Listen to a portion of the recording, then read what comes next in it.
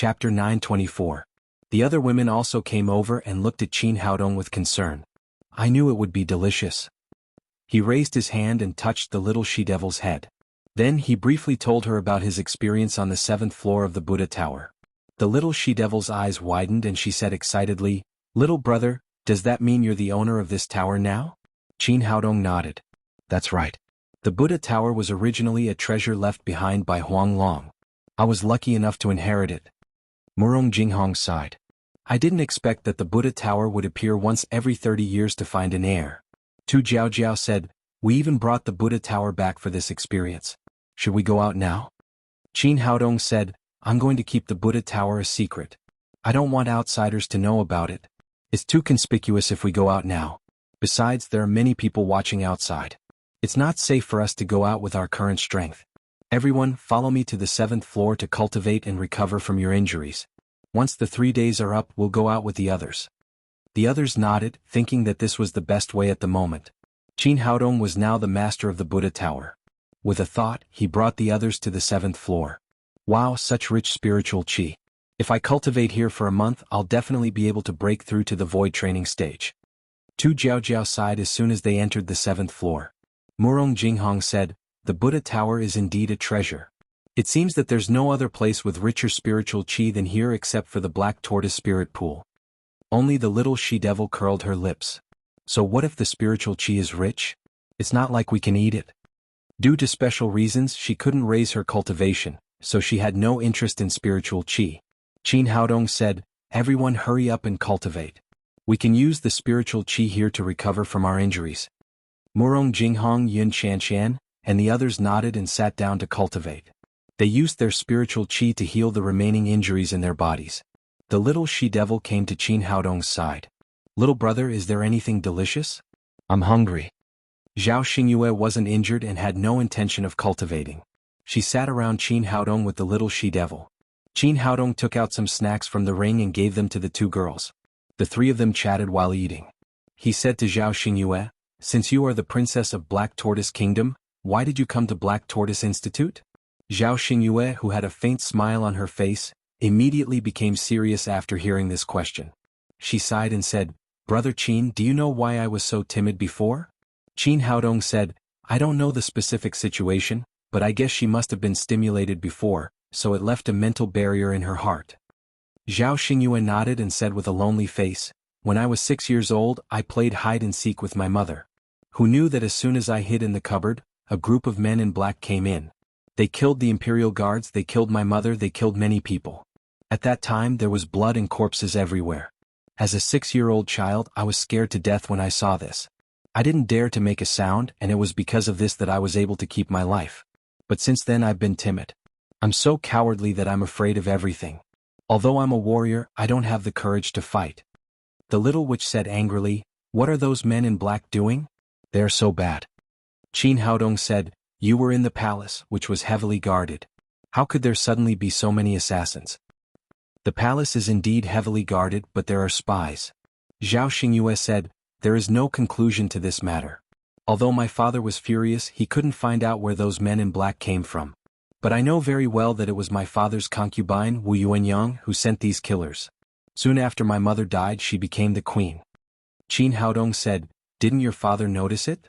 Generally speaking, the biggest suspect after an assassination was the one who benefited the most. This woman named Wu Yuanyang should be the biggest suspect. Zhao Xingyue shook her head and said, no, because that woman is too good at disguising herself. In front of my father, she is a virtuous woman, but in fact, she is as vicious as a snake. The little witch said, Sister Xingyue, don't be sad. I'll help you get revenge when I see her. Qin Haodong said, you sneaked from the palace to the Black Tortoise Academy just to hide from that woman? Sort of. Zhao Xingyue said, Wu Yuanyang is a very ambitious woman. She is not satisfied with the throne of the queen. The little witch said angrily, she is already the queen, but she is still not satisfied. What does she want? Does she want to be the king? Zhao Xingyue said, she can't be the king, but she wants her son to be the king. Originally my father had 3 sons and 2 daughters. Among them only the second prince, Zhao Yu, is Wu Yuanyang's son. The others were all born by my mother. In order to make Zhao Yu the only heir, she has killed several of my brothers and sisters over the years. Except for Zhao Yu, I am the only one left. Because I am a woman and I am very timid, I am not a threat to her son's status, so I am lucky to live until now. The little witch scolded, "This evil woman is so hateful." Zhao Xingyue said, "Although she didn't kill me, she was worried about leaving me in the palace, so she betrothed me to Qin Rui, the son of Minister Qin Xianling. Qin Xianling is his confidant, and Qin Rui is a bully. Of course, I don't want to marry such a person, so I sneaked out." The little witch said, "Sister Xingyue, are you running away from the marriage?" Zhao Xingyue nodded. Qin Haodong asked, "You were so timid before. How did you suddenly have the courage to run away from the marriage?" "I also prepared for a long time. I was about to be engaged, so I had no choice but to run away. I didn't expect to meet the dragon scale python as soon as I came out. Fortunately, I met Brother Qin and you saved me. Otherwise, I really don't know what to do." Zhao Xingyue said, "Because of my timidity, everyone thought that I didn't dare to run out, so Wu Yuanyang didn't pay too much attention to me. Otherwise, I wouldn't have had the chance to run away." Qin Haodong said, "She made such a big move. Didn't your father notice it?" Zhao Xingyue said, "Wu Yuanyang is very powerful in Xuanwu Kingdom. Sun Qingdu is her half-brother. His cultivation has reached the Deshang stage and he is known as the first master in the capital. These things were done very secretly without leaving any flaws. In addition, many people in the palace said good things about her, and this woman is very good at disguising, so father did not suspect anything." Qin Haodong frowned. He still couldn't imagine. As a king, how could he not be suspicious after the death of the queen, prince and princess? The little witch said, "Sister Xingyue, you are so poor. What do you want to do in the future?" Zhao Xingyue's eyes flashed with deep hatred. "I want to kill that woman to avenge my mother and take back what belongs to me." The little witch said sympathetically, "Sister Xingyue, I will help you. How can you fight against her with just the two of you?" Qin Haodong said, "It's good to want revenge, but you must have enough strength. Otherwise you will only die." Zhao Xingyue said sadly, "But I can't wait. My mother died so miserably, my brothers and sisters died so miserably, and I was so cowardly before. Now I feel ashamed when I think about it. No matter what, I have to take revenge as soon as possible, or I will be sorry for my dead mother and brothers and sisters." The little witch took Qin Haodong's arm and said, "Little brother, help Sister Xingyue get revenge. She is so pitiful." Zhao Xingyue looked at Qin Haodong expectantly and said, "Brother Qin, you are so powerful. Can you help me kill that evil woman?" Qin Haodong smiled bitterly. Even if he took the explosive yuan pill, he was only at the form synthesis stage. Her brother was a master at the Deshang stage who was not someone he could defeat. He said, "I can help you but you can't rush. We must find the right opportunity." "I'll listen to you." Zhao Xingyue nodded and said, "Brother Qin, I really thank you. Not only have you saved me so many times, but it is also because of you that I have regained my courage and am no longer so cowardly. Otherwise, I will always be timid and have no hope of revenge in this life." Qin Haodong said, "What you need to do now is to hurry up and improve your strength. Only when you are strong enough can you have the possibility of revenge." Zhao Xingyue nodded and said, "I understand, Brother Qin." For the next period of time, everyone had been cultivating on the 7th floor of the Buddha Tower. Soon 3 days had passed. In fact, Qin Haodong had complete control of the Buddha Tower now, so it did not matter if it was not closed. However, he did not want to expose his secret. This time, the Buddha Tower would not appear again after it disappeared. He checked and found that there were thousands of people who had entered the Buddha Tower, but they were all blocked outside the maze. Seeing that it was time to close the tower, those people could only leave regretfully. On the 1st floor of the Buddha Tower, there were thousands of people who were immersed in the illusion, and they had not found their hearts until now. Qin Haodong did not want to kill too many people, so he removed the illusion. These people immediately regained their senses and hurriedly escaped from the Buddha Tower. Seeing that almost everyone had left, Qin Haodong led Zhao Xingyue and the others out of the tower. He was now the controller of the Buddha Tower, so he directly led everyone to the 1st floor. No one noticed that they had come down from above. Everyone left the Buddha Tower. There was a rumble behind them, and the 2 ancient doors of the tower closed and slowly sank into the ground again. Looking at the disappearing Buddha Tower, everyone sighed. This time, only a few people had obtained some treasures after entering the tower for training. Most of them had returned empty-handed. Since the training had ended, these people walked out of the valley together. However, as soon as they arrived at the entrance of the valley, they were immediately stunned by the scene in front of them. Outside the valley, it was completely surrounded by countless soldiers. These soldiers were fully armored and held sharp weapons in their hands, causing the entire valley to be surrounded by a murderous aura. What's going on? Why is this place surrounded by soldiers? This is too strange. This has never happened before. What are they trying to do? Could it be that a big treasure has appeared in the Buddha Tower and the soldiers have been alerted, but we have not heard about it? Just when everyone was confused, an old man wearing a general's uniform soared into the sky. He looked down at the people below him and said, "Everyone, don't be nervous. This old man is the city lord of Pegasus City, Xiahou Hongxiang. What happened today has nothing to do with you. I'm looking for Qin Haodong. As long as you hand him over, you can leave safely." Chapter 925. Oh my God, that's General Xiahou Hongxiang, the governor of Pegasus City. Who is this Qin Haodong? It seems that he has angered the governor. He's done for. How ignorant. How dare he offend General Xiahou in Pegasus City? Is he crazy? Everyone began to discuss and look left and right, trying to figure out who Xiahou Hongxiang was looking for. Qin Haodong stood behind the crowd and looked up at Xiahou Hongxiang. Although this guy was at the mid-stage of the form synthesis realm, he could still kill him with one slap if he summoned the three-legged golden toad. But now that the army was here, it seemed that Xiahou Hongxiang had brought at least tens of millions of soldiers. This was not something that a single person could fight against. The little witch said, "That old bastard came to us so quickly. If we go back to Black Tortoise Academy, we don't have to care about him at all." Murong Jinghong said worriedly, "What should we do now? Why don't we kill our way out together?" Qin Haodong said, "Don't act rashly. Let's see what happens first." At this moment someone suddenly shouted, "General Xiahou, that kid is Qin Haodong." Following the shout, a figure came to Xiahou Hongxiang's side and pointed at Qin Haodong. It was Xue Pan, who had escaped with injuries. Xiahou Hongxiang looked in the direction of his finger. When the others saw that General Xiahou was looking at them, they quickly dodged to the side. Within a radius of 100 meters around Qin Haodong, there was no one else. Only the 6 of them were left standing there. Yun Chanshan said angrily, "Xue Pan, are you still human? How dare you betray your own classmates?" Xue Pan gritted his teeth and said, "I don't care who he is. I must kill this Qin kid today." After he and Xiao Yulong escaped from the pagoda, the two of them came to Pegasus City to take revenge and told Xiahou Hongxiang about Qin Haodong killing Xiahou Hongfei and Xiahou Zhen. Xiahou Hongxiang was furious. Someone dared to kill his brother and nephew in Pegasus City. This was a slap to his face. He immediately surrounded the entire Stupa mountain with a large number of soldiers. Xiao Yulong had lost an arm and his injuries were too severe. He stayed in Pegasus City to recuperate, while Xue Pan followed him to identify the murderer. He knew very well that Xiahou Hongxiang was extremely cruel, and he wanted to see how Qin Haodong would be tortured to death with his own eyes. Xiahou Hongxiang took a few steps in the void and came to the front of the crowd. He looked at Qin Haodong with a murderous look and said, "Boy, who gave you the courage to touch our Xiahou family?" Xue Pan also shouted, "Qin Haodong, aren't you arrogant? Now that General Xiahou is here, what else do you have to say? Quickly kneel down and admit your guilt, and General Xiahou will leave your corpse intact." Holy sh*t, who the hell is this kid? How dare you lay your hands on a member of the Xiahou family? Are you tired of living? He killed General Xiahou's brother and nephew within the jurisdiction of Pegasus City. How did such a brainless person survive until now? No wonder General Xiahou is so angry. This kid is dead meat.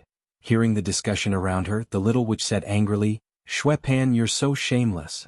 Xue Pan smiled coldly, "You're still so stubborn even when you're about to die. Even God can't save Qin Haodong today." Xiahou Hongxiang waved his hand at the army behind him, "Shoot all of them into hedgehogs." Although it was Qin Haodong who killed Xiahou Hongfei and Xiahou Zhen, he didn't care that much. In the eyes of the general, everyone else was an ant. He could kill them with a wave of his hand. "Yes, General." After a loud shout, hundreds of archers quickly gathered and raised the bows in their hands, aiming at the 6 people. These people were not using ordinary bows and arrows like those on Earth, but God-killing arrows that were specially designed to deal with cultivators. If thousands of arrows were fired at the same time, even a cultivator at the form synthesis stage would have to run as far as possible. At this moment, a cold voice suddenly rang out, "Xiahou Hongxiang, who gave you the courage to disrespect this empress?" Although Zhao Xingyue had changed her cowardly personality, she was still used to holding Qin Haodong's arm and standing behind him. At this moment she stepped forward and faced Xiahou Hongxiang, exuding a noble and dignified royal aura. Xiahou Hongxiang looked in the direction of the voice, and when he saw Zhao Xingyue's face, his expression changed drastically.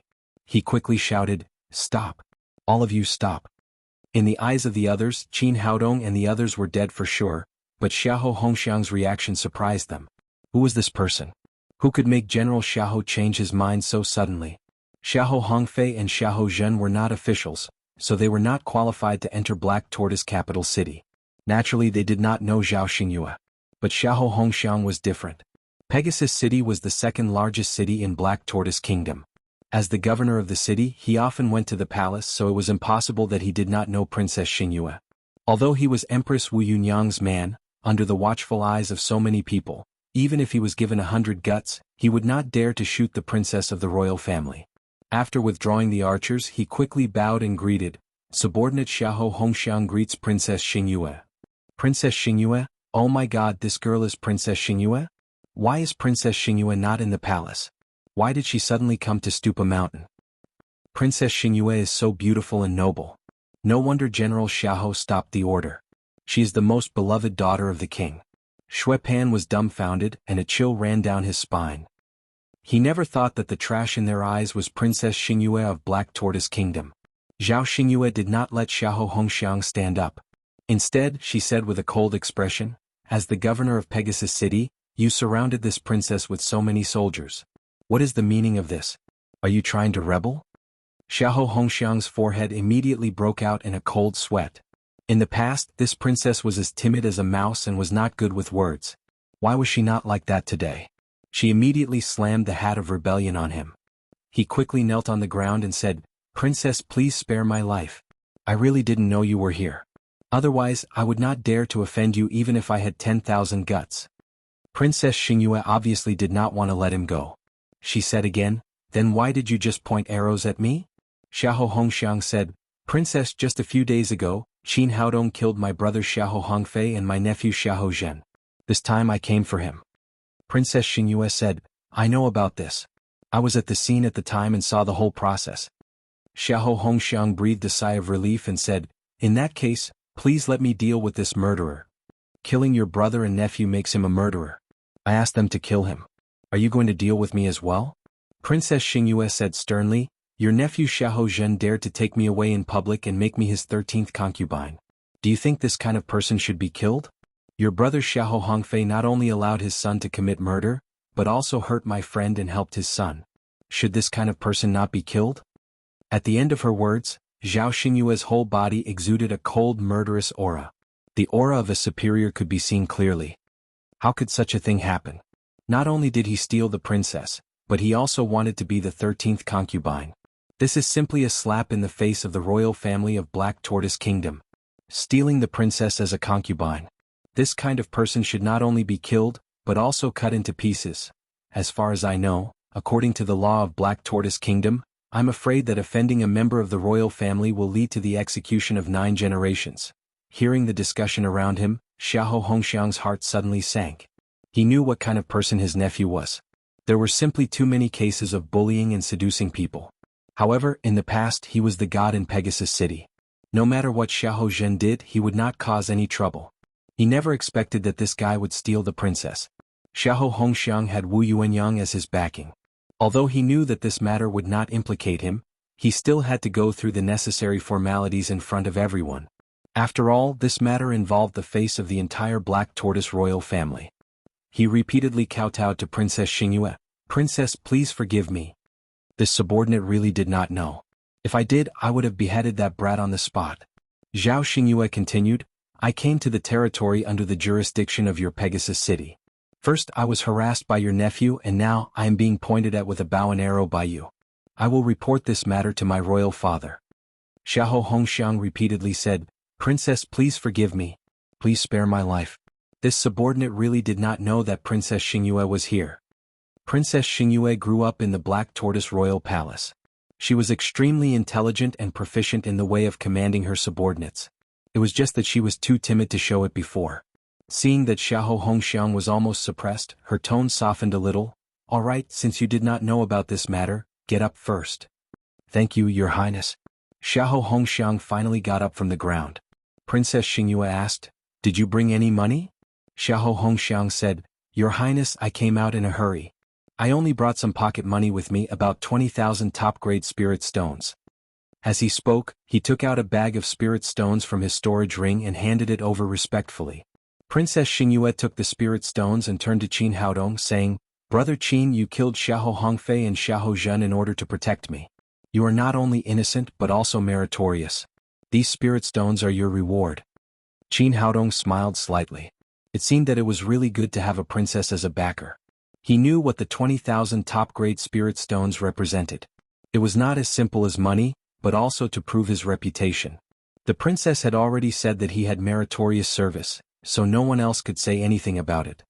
He took the spirit stones and said, "Thank you, Your Highness." Xiahou Hongxiang lowered his head. Although he still looked extremely respectful, there was a flash of killing intent in his eyes.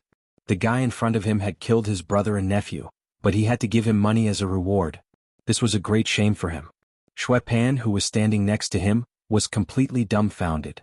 He had thought that Qin Haodong would definitely die with the help of a general. However, he did not expect that Qin Haodong had the princess as his backer. Not only did he not suffer any losses, but he also got 20,000 top-grade spirit stones for nothing. He knew that he could not do anything today, so he had to leave quickly before everyone's attention was diverted to him. Just as he was about to sneak away, he heard Princess Xingyue's stern voice, "Stop." Xue Pan was so scared that he quickly stopped. He turned around and said with a flattering face, "Your Highness, I really didn't know it was you. Please forgive me for offending you in the past." Zhao Xingyue said to Murong Hongxiang, "This man once attacked me in the 7th pagoda. If it were not for my friend's protection, I would have been killed by him. How do you think I should convict him?" Hearing this, Xue Pan knelt on the ground and begged, "Your Highness, I really didn't know your identity before. Please forgive me this time on account that we used to be classmates." Chapter 926. Xue Pan's fart turned cold. If he had known that she was a princess, he wouldn't have dared to cause trouble for her. Zhao Xingyue didn't even look at him. She said to Xiahou Hongxiang, "This time I've been in danger in Pegasus City. You know my father's temper. If I tell him about this, you'll have to think about the consequences yourself." If it was just an offense, she could forgive him. However, he was prepared to kill the person she loved in the pagoda. She couldn't let him go no matter what. Although she didn't mention a word about Xue Pan, it was a death sentence for him. "How dare you disrespect the princess? Drag him out and behead him." Xiahou Hongxiang didn't want to defend Xue Pan at all. It was this guy who told him about the incident that caused him to lose face in front of everyone.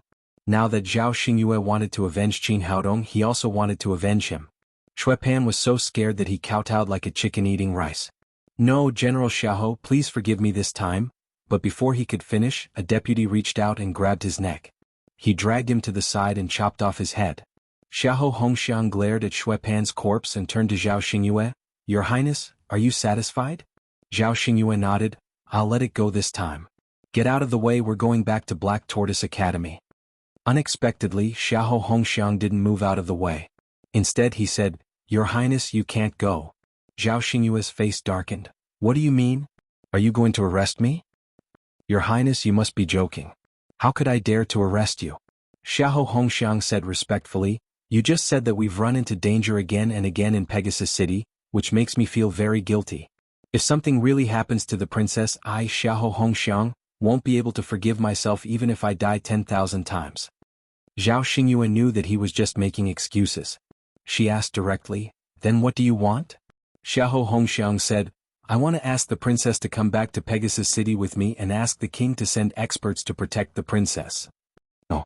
Zhao Xingyue had snuck out. She had no choice but to reveal her identity. Naturally, she did not want to be captured and brought back to the Black Tortoise Palace. "You just need to get out of the way. You don't have to worry about anything else." This time Xiahou Hongxiang did not back down. Instead, he said with determination, "Your Highness, in order to protect your safety, I cannot comply. No matter what, I must invite your Highness to Pegasus City." Zhao Xingyue was in a bit of a dilemma. Even though she was extremely intelligent, this Xiahou Hongxiang was also an old fox. His words were dignified and didn't have the slightest flaw, so she really couldn't find a reason to refute him. Helpless, he could only say, "All right then. I'll have to trouble General Xiahou." "Serving your Highness is what this subordinate should do."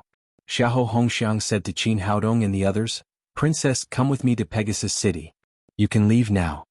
Zhao Xingyue frowned. Right now, Xiahou Hongxiang didn't dare to do anything to Qin Haodong and the others for her sake.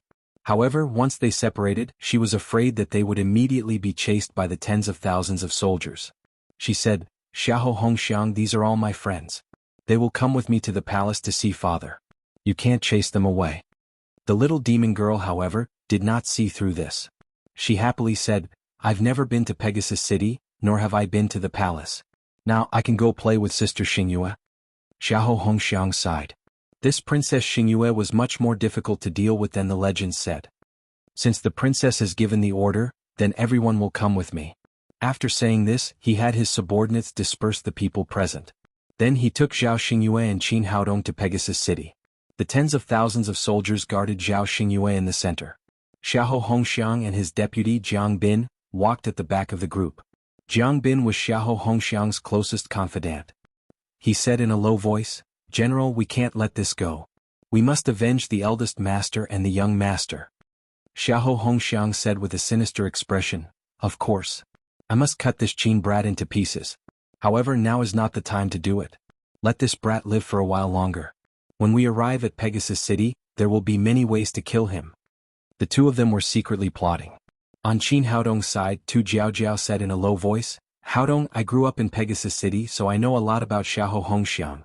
This old thing is sinister, cunning, greedy, and vengeful. He will definitely not let this matter go. When we arrive at Pegasus City, he will definitely cause trouble for you. Murong Jinghong said, Yes, he won't dare to do anything with Xingyue by his side. Once we separate, I'm afraid he will kill us. Why don't we find a suitable opportunity to secretly escape? Escape? Do you think we'll be able to escape? Qin Haodong looked around. Xiahou Hongxiang's subordinates had surrounded them.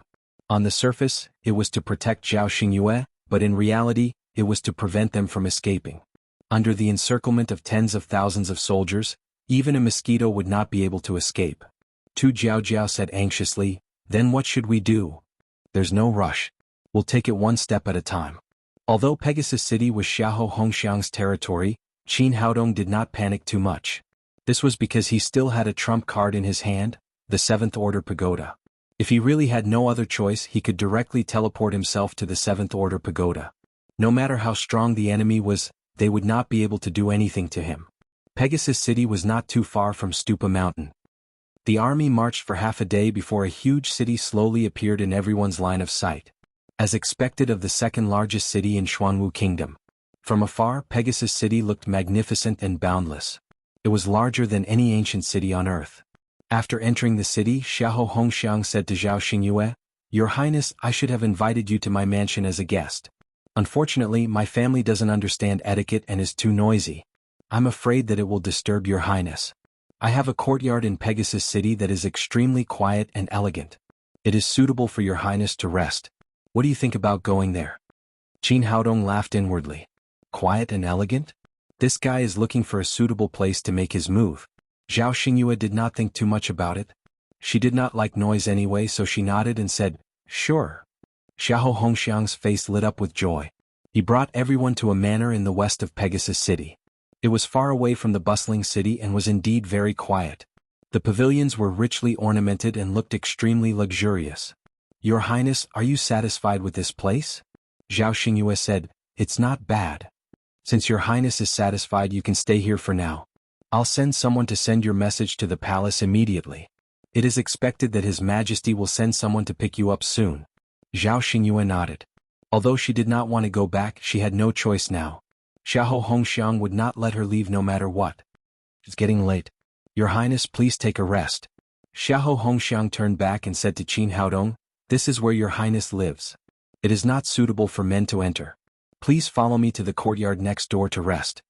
Zhao Xingyue frowned and said, Brother Qin is my friend. There are many rooms here. Let him stay here. Xiahou Hongxiang said, Your Highness, I can't do that. You live here now. How dare I let other men in? Otherwise, once the princess's reputation is ruined, His Majesty will punish me. Even if I have 10 heads, it will not be enough. His words were so dignified that Zhao Xingyue could not find any reason to refute. Qin Haodong said, It doesn't matter. We don't live far. I'll come back if something happens. Xiahou Hongxiang said, Yes, Mr. Qin lives next door. It's only a few hundred meters away from here. Your Highness can visit him at any time tomorrow. Zhao Xingyue could not say anything more. Qin Haodong followed Xiahou Hongxiang out of their residence and came to another small courtyard next door. The environment here was also good, but no one else lived here except Qin Haodong. Xiahou Hongxiang said with a fake smile, "I'm sorry, Mr. Qin. You can stay here for a while." Qin Haodong said, "It doesn't matter. I like quiet." "It's good that you like it." Xiahou Hongxiang turned around after he finished speaking. His expression instantly darkened as he thought to himself, "Brat, tonight will be the day you die." He left and returned to his general's mansion. He asked someone to call Jiang Bin, the deputy general. After entering the door, Jiang Bin said directly, "General, are we going to do something to that boy?" Xiahou Hongxiang said with a gloomy expression, "I've arranged a courtyard for that boy. You can ask someone to kill him tonight. I've already learned that this boy's cultivation is only at the late stage of void training.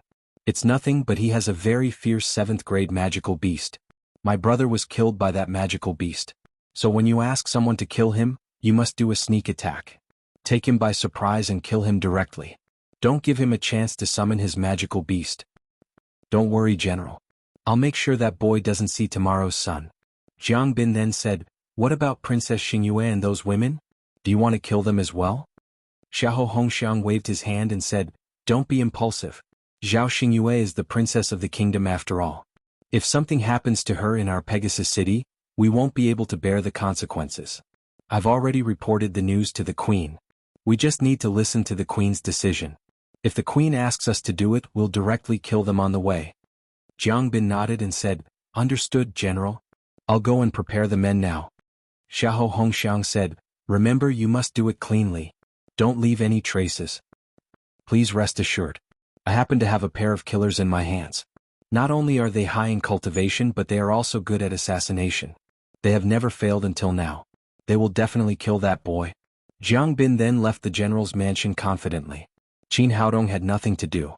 After dinner, he lay in bed early. After closing his eyes, the women at home flashed through his mind one by one. Lin Momo, Hu Shaoxian, Nailin Wushuang, Nailin Wuxia. He wondered how they were doing now. Just as he was immersed in his beautiful memories, he suddenly felt alarmed.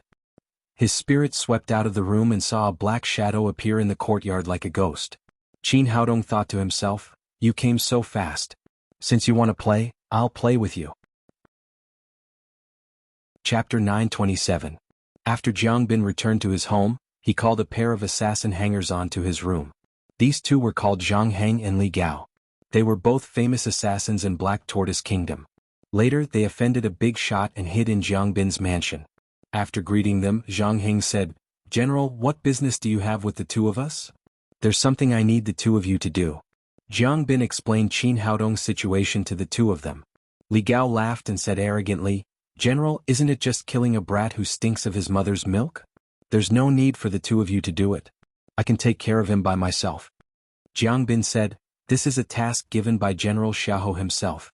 We can't be careless. Are you confident?" "I'm 10,000% sure." Li Gao said, "In terms of cultivation, I'm at the peak of void tempering and he's only at the late void tempering stage. In terms of killing methods, he was still wearing diapers when I killed him." Zhang Heng added, "That's right, General. The two of us have been practicing the art of assassination. Back then, when we roamed the martial world, we even assassinated many form synthesis experts. Until now we have never failed." Jiang Bin said hesitantly, "I think it's better if the two of you work together. After all, that brat can summon a 7th-rank magical beast. He's very powerful." Li Gao said proudly, "General, you're overthinking it. Us two brothers are famous in the world of assassins. If we work together to kill a brat like this, it'll be too shameful. Moreover, in front of us, he won't even have the chance to summon a magical beast." Zhang Heng said, "General, I think so too. To kill a person like this, only one of us brothers needs to go." Seeing the confidence of the two brothers, coupled with their lives, Jiang Bin didn't say anything more. He said to Li Gao, "All right, I'll trouble you." Li Gao said, "Don't worry, General. Just sit here and drink tea with my brother. I'll bring that brat's head to you in a pot of tea." With that, he strode out of the room and rushed towards the courtyard. According to Jiang Bin's instructions, he sneaked into the small yard where Qin Haodong lived. This guy wasn't completely bragging. He was indeed proficient in the art of assassination. He hid his body in the night extremely well, and he was as light as a weightless ghost.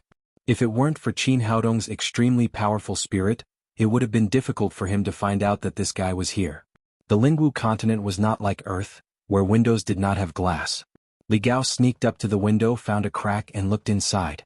Seeing that the person inside was sleeping on the bed, he pierced the window lattice paper and slowly put a bamboo tube in. Then with a puff, a thick yellow smoke slowly spread into the room. The corner of his mouth curled into a complacent smile. This yellow smoke was his secret knockout drug. It could even knock out a Class 7 magical beast. At this point, the only thing left was to enter the house and chop off someone's head. After observing for a while and seeing that there was still no movement in the room, he opened the window and jumped in. Qin Haodong was still lying on the bed, snoring loudly. It was quiet all around. Li Gao pulled out the dagger on his back and walked toward the bed. In his opinion, as long as he raised the dagger, the mission would be completed. But just as he took a few steps, he suddenly felt the world spin around him. Then he couldn't use any strength in his limbs and fell to the ground with a plop. The dagger also fell out of his hand. What's going on? Li Gao turned pale with fright. This was clearly a symptom of being drugged, but he had already taken the antidote, so he was completely immune to his knockout drug. At this moment, Qin Haodong, who was lying on the bed, suddenly sat up. He looked at him with a smile and said, "How is it? The effect of my personally made immortal drunk is pretty good, right?" Giving him a taste of his own medicine, when Li Gao released the bewildering smoke, he also released the immortal intoxication he had refined himself. The difference was that Li Gao didn't have Qin Haodong's immunity. As soon as he entered the room, he was poisoned by the immortal drunk and couldn't use any strength. You, Li Gao stammered for a long time but couldn't say a complete sentence. His knockout drug didn't work, but he was knocked out by someone else. He had been an assassin for so many years, but this was the first time he had encountered such a situation. Qin Haodong said, "Tell me who sent you and maybe I can let you live." Li Gao closed his eyes. As an assassin, he wouldn't betray his employer. Moreover, Jiang Bin was Xiahou Hongxiang's trusted aide. If he betrayed him in Heavenly Horse City, the only result would be death. Qin Haodong had only asked casually. Even if this guy didn't say anything, he knew who sent him. He directly sealed Li Gao's acupuncture points and threw him under the bed. He knew that Xiahou Hongxiang would send more people, so he didn't sleep. He got up and lit the lights again. Then, he brewed a pot of tea and sat in front of the table to enjoy it. Jiang Bin and Zhang Heng waited in the room for a long time. The second pot of tea had already been drunk, but there was still no sign of Li Gao. Did something happen? Jiang Bin asked worriedly. Zhang Heng was also a bit confused. Logically speaking, Li Gao should have returned by now. "General, don't worry. I'll go take a look. I'll definitely cut off that brat's head." After saying this, he left the room and rushed in the direction of the courtyard. Zhang Heng came to Qin Haodong's window and peeked. There was no sign of Li Gao. Only Qin Haodong was sitting there drinking tea. What happened? Where did that brat Li Gao run off to? He was very confused, but now was not the time to look for him. The most important thing was to complete the mission General Xiahou gave him. At this time, Qin Haodong stretched his back and yawned. He said to himself, "I'm really tired. Time to sleep." After saying this, he walked to the bed and laid down. Soon the sound of sound sleep could be heard. Zhang Heng waited a little longer. Then he pierced through the paper window and stuck a small bamboo tube in, blowing out yellow smoke. He and Li Gao were originally partners, so their methods were exactly the same. After waiting for a little while, he felt that the medicine had taken effect. He jumped into the room from the window and walked towards Qin Haodong with the ghost head broadsword in his hand. He walked all the way to the bed, but Qin Haodong still did not move. He lay on the bed, snoring like thunder. "Brat, go to hell." Zhang Heng raised the broadsword and chopped off Qin Haodong's head. Then he grabbed his hair and turned to jump out of the window. General's mission is a bit too simple. Zhang Heng felt a burst of joy in his heart. He had completed Jiang Bin's mission. This time there would definitely be a lot of rewards. Not far away he saw a bush on the side. He raised his hand and threw the head in, then quickly returned to Jiang Bin's house. Jiang Bin paced back and forth in the room, waiting anxiously. The door opened and Zhang Heng walked in. He asked anxiously, "How did it go?" Zhang Heng said proudly, "General, don't worry. I just chopped off that brat's head. He can't be more dead." "Is it really that easy?" Jiang Bin asked in disbelief. "Are you sure you killed Qin Haodong?" Zhang Heng said confidently, "Of course. I saw him lying on the bed with my own eyes. Then I cut off his head with a broadsword. I just didn't think it was good to bring the bloody thing back, so I threw it into the bush on the side of the road. If you don't believe me, I can go and bring the head back now." Jiang Bin waved his hand and said, "No need. It's fine as long as you're sure it's done." He was also very happy to have completed Xiahou Hongxiang's mission. Then he thought of Li Gao and asked, "Where is Li Gao? Where did he go?" Zhang Heng said, "I'm not sure. I didn't see Li Gao along the way. I guess he'll be back tomorrow morning." Whether it was Zhang Heng or Li Gao, they were just dogs raised by Jiang Bin, so he didn't care. He said, "Well, go back and rest. There will be a big reward tomorrow." "Thank you, General." Zhang Heng went back to rest happily. The next morning, Jiang Bin came to Xiahou Hongxiang's house early. After seeing him, Xiahou Hongxiang immediately asked, "How did it go?" Jiang Bin said, "It went very well. The boy's head has been cut off." "Good job. The boy finally got what he deserved." Xiahou Hongxiang said, gnashing his teeth. "Brother, nephew, I've avenged you." After that, he took Jiang Bin to the yard to greet Princess Xingyue. Anyway, Zhao Xingyue was the princess of Xuanwu Kingdom, so he had to show basic courtesy.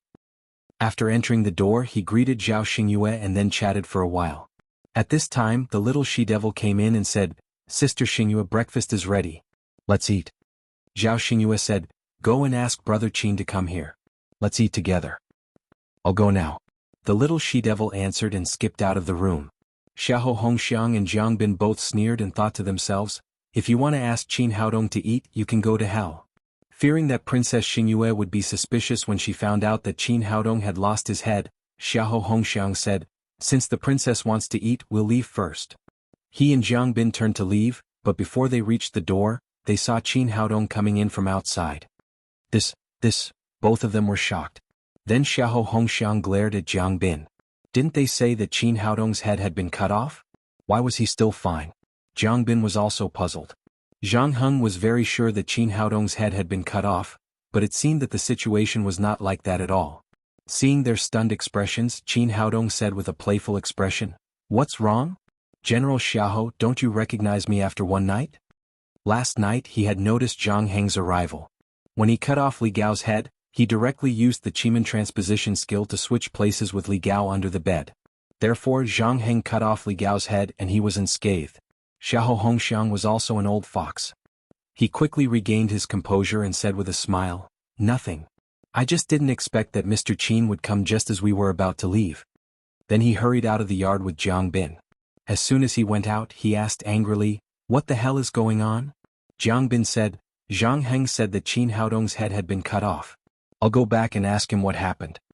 Zhang Heng got up in the morning and was thinking about how Jiang Bin would reward him. Suddenly Xiahou Hongxiang and Jiang Bin walked in angrily. "This lowly one greets the two generals." Before he could finish, Jiang Bin slapped him in the face. "Bastard, didn't you say that Qin Haodong was dead? Why is he still alive? Why is he still alive?" Chapter 928. Zhang Heng had been looking forward to the reward, but he didn't expect to get it. Instead he got a big slap. He asked with a confused face, "General, you said Qin Haodong is still alive? That's impossible. I've already cut off his head." Jiang Bin kicked him to the ground and said angrily, "T General Xiahou and I just saw Qin Haodong. He didn't even lose a hair, let alone his head." Zhang Heng said, "That's impossible. I clearly cut off his head." Xiahou Hongxiang said with a gloomy face, "Where is the head?" "I threw it on the side of the road, but I can find it now." Xiahou Hongxiang said, "Take us with you." Zhang Heng got up from the ground and rushed to the bushes he had passed last night with Xiahou Hongxiang and Jiang Bin. After arriving here, the thick smell of blood was still there. He jumped into the bushes and took out a head that was covered in dried blood. "General, look, I really killed him," Zhang Heng said and raised the head in his hand. When Jiang Bin saw the face of the head, he was infuriated and sent Zhang Heng flying again with a kick. "Look who the F***ck did you just kill?" Zhang Heng was kicked and didn't know what was going on. He looked down and found that it was Li Gao's head in his hand. Jiang Bin said angrily, "Zhang Heng, I asked you to kill Qin Haodong but you killed Li Gao. What do you mean?" "General, I really killed Qin Haodong." Zhang Heng was completely dumbfounded. He clearly saw Qin Haodong lying on the bed and then cut off his head with a knife. How could it be Li Gao? Jiang Bin looked at him with disgust. "What's the use of keeping a piece of trash like you?" Then he waved his hand behind him and 7 or 8 guards immediately rushed over, pressed Zhang Heng to the ground and cut off his head with a knife. Xiahou Hongxiang didn't even look at Zhang Heng and rushed back to the general's mansion angrily. Jiang Bin followed him closely. "Please forgive me, General," Jiang Bin said. "Forget it?" Xiahou Hongxiang said with a gloomy expression. "This Qin brat is extremely cunning. It seems that he still has some unknown methods." Jiang Bin gritted his teeth and said, "General, why don't I take some people and surround him tonight? Let's see how many heads he has left." "You go out first. I'll think about it first." Xiahou Hongxiang waved his hand in annoyance and asked Jiang Bin to leave. He did want to kill Qin Haodong, but he didn't want to make too much noise. He didn't want to have a bad relationship with Princess Xingyu. Just as he was thinking about how to kill Qin Haodong quietly, a black shadow suddenly appeared in his room. This person was wearing a black robe and a ghost mask on his face. His entire body was filled with a dense ghostly aura. People from the Ghost King sect.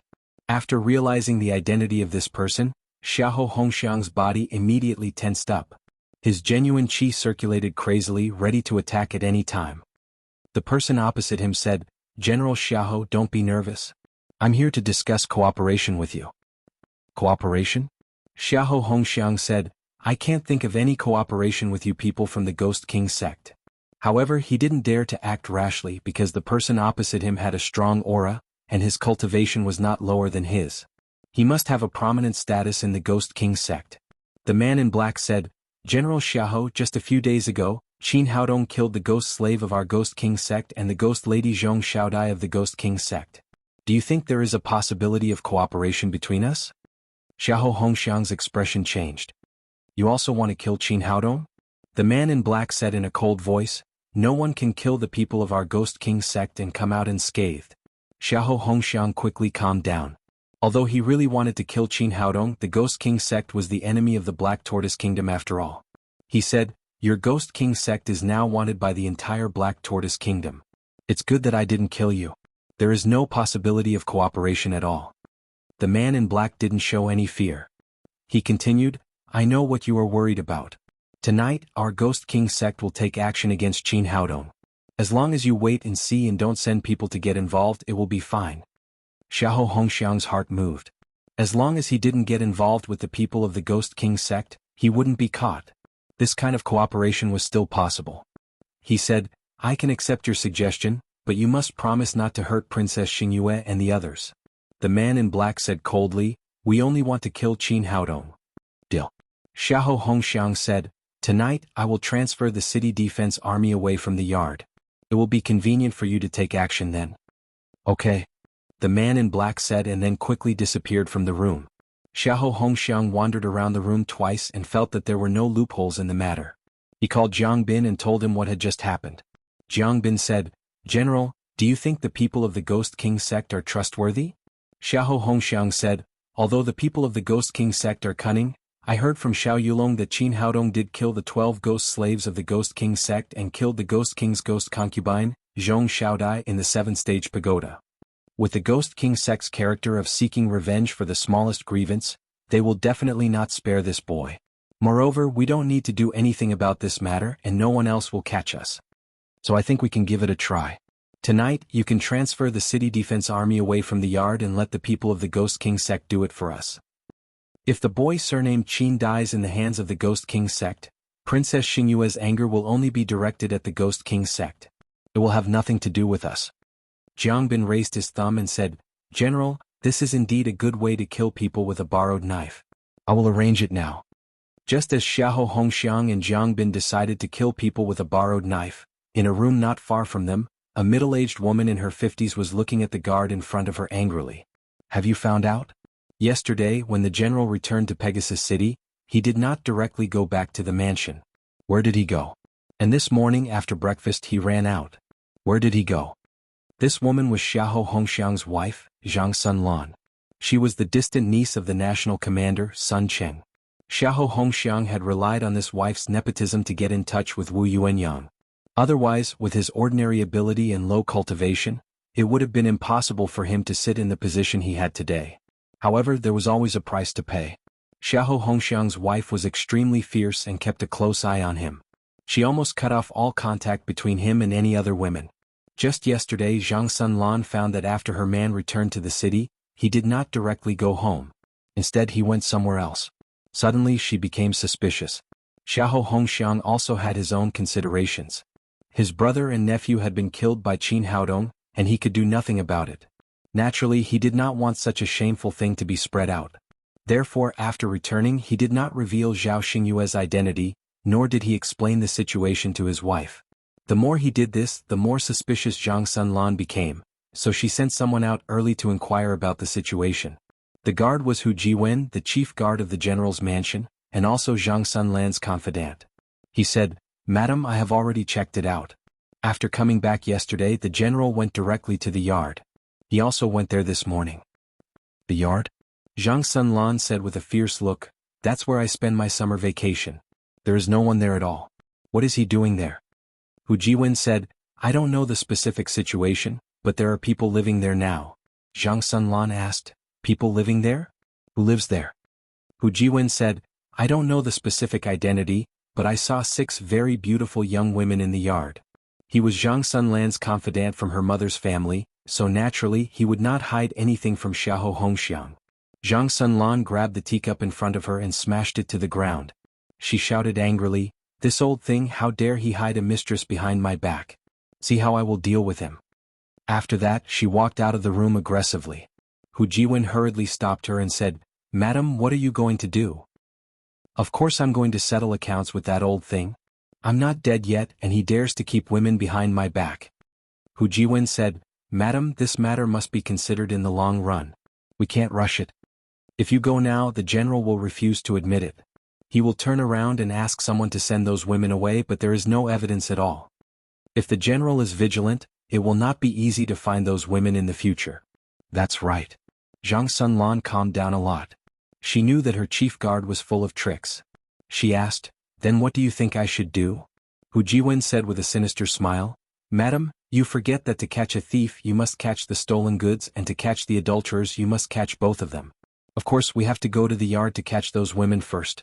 At that time, it will be impossible for the general to deny it." "You're right. Let's go catch those fox spirits first and then we'll settle accounts with that old thing." Zhang Sunlan cried, "Hurry up and call the trusted guards of the mansion. Let's go to the yard to catch those little demons now." "Okay, madam, I'll do it right away." After Hu Jiwen finished speaking, he immediately summoned 30 guards. These people were the elites of the mansion. The lowest cultivation had reached the soul formation stage, and 7 or 8 of them had reached the void training stage. Zhang Sunlan brought these people and came to the courtyard in a threatening manner. Qin Haodong, Zhao Xingyue and others had just finished breakfast when they heard a loud bang outside. The door was kicked open. Then more than 30 people rushed in from the outside, led by an old woman with a fierce face. The little witch asked, "Who are you? Who asked you to come?" "This is my house. I can come and go as I please. Do I need to report to you?" Zhang Sunlan looked at Zhao Xingyue, the little witch, Murong Jinghong and other women. She automatically ignored Qin Haodong. This old thing hid so many fox spirits. No wonder he didn't come back home. Qin Haodong immediately understood that this woman was Xiahou Hongxiang's wife. She came to catch him in the act. As the little princess of the Black Tortoise Academy, the little witch had never suffered a loss. Now that she was called a fox spirit, she immediately put her hands on her hips and said discontentedly, "Old woman, who are you calling a fox spirit?" "Bitch. Son, how dare you call me an old hag?" Zhang Sunlan had always been domineering in the general's mansion. No one had ever called her an old woman. Hu Jiwen cried, "Little girl, do you know who you're talking to?" The little she-devil shouted, "Who cares? She's just an ugly old woman." "You." Zhang Sunlan trembled all over and was about to go crazy with anger. Zhao Xingyue frowned. She was now a princess, so she was naturally different from before. "Who are you? And who allowed you to come here?" Hu Jiwen said, "Little girl, this is our General Xiaohu's wife, Mrs. Zhang Sun. Kneel down and apologize quickly, and she may spare your life. Otherwise you'll have to bear the consequences." Zhao Xingyue was furious. "How dare you talk to me like this? Where is Xiahou Hongxiang? Ask him to come and see me quickly." Chapter 929. Little Vixen, do you still want to find that old thing to back you up? This old lady will tell you today that even a god can't save you. Zhang Sunlan said and pounced towards Zhao Xingyue with a crazed expression, reaching out to grab her face.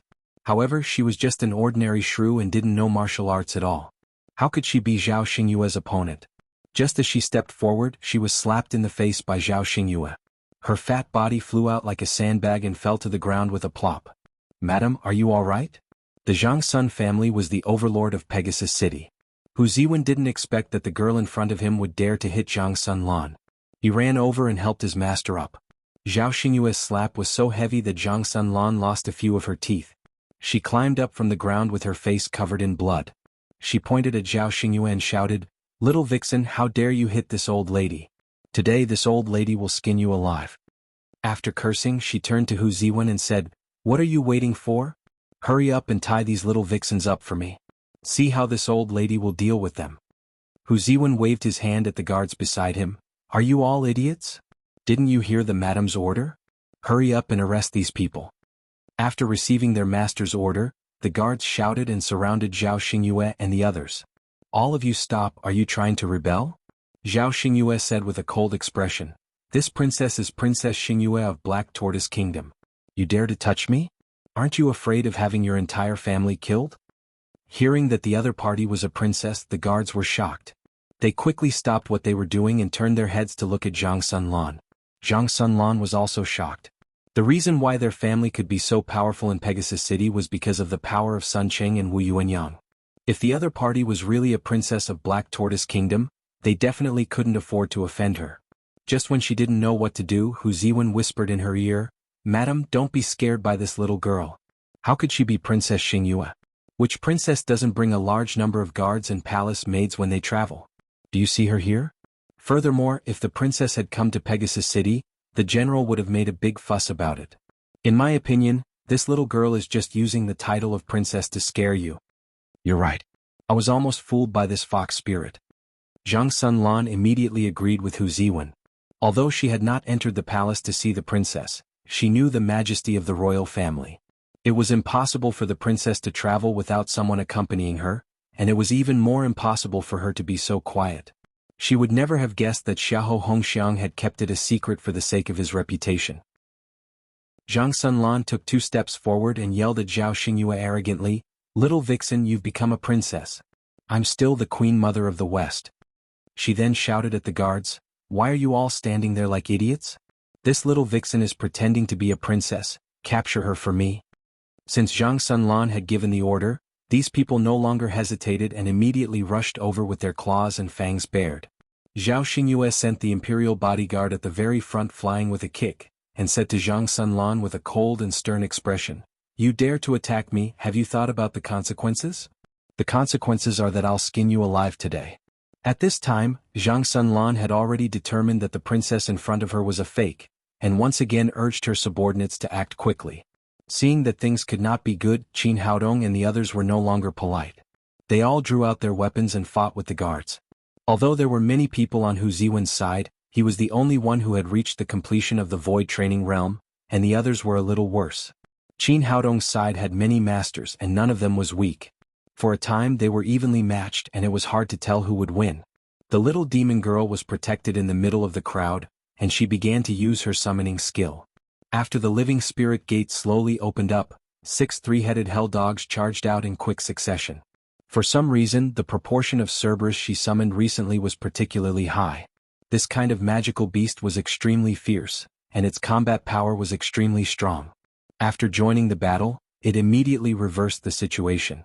Each Cerberus was equivalent to an expert at the completion of the void training realm, and they were not afraid of death. The 6 Cerberus immediately bit the guards and made them cry for their parents, throw away their helmets and armor, and flee in all directions. Zhang Sun Lan was completely scared. Originally she thought it was just an easy way to catch the adulterer. She did not expect these people to be so strong that the guards she brought with her were beaten like this.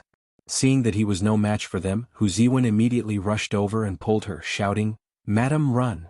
The little demon girl shouted, "Ugly old woman, it's not that easy to run away."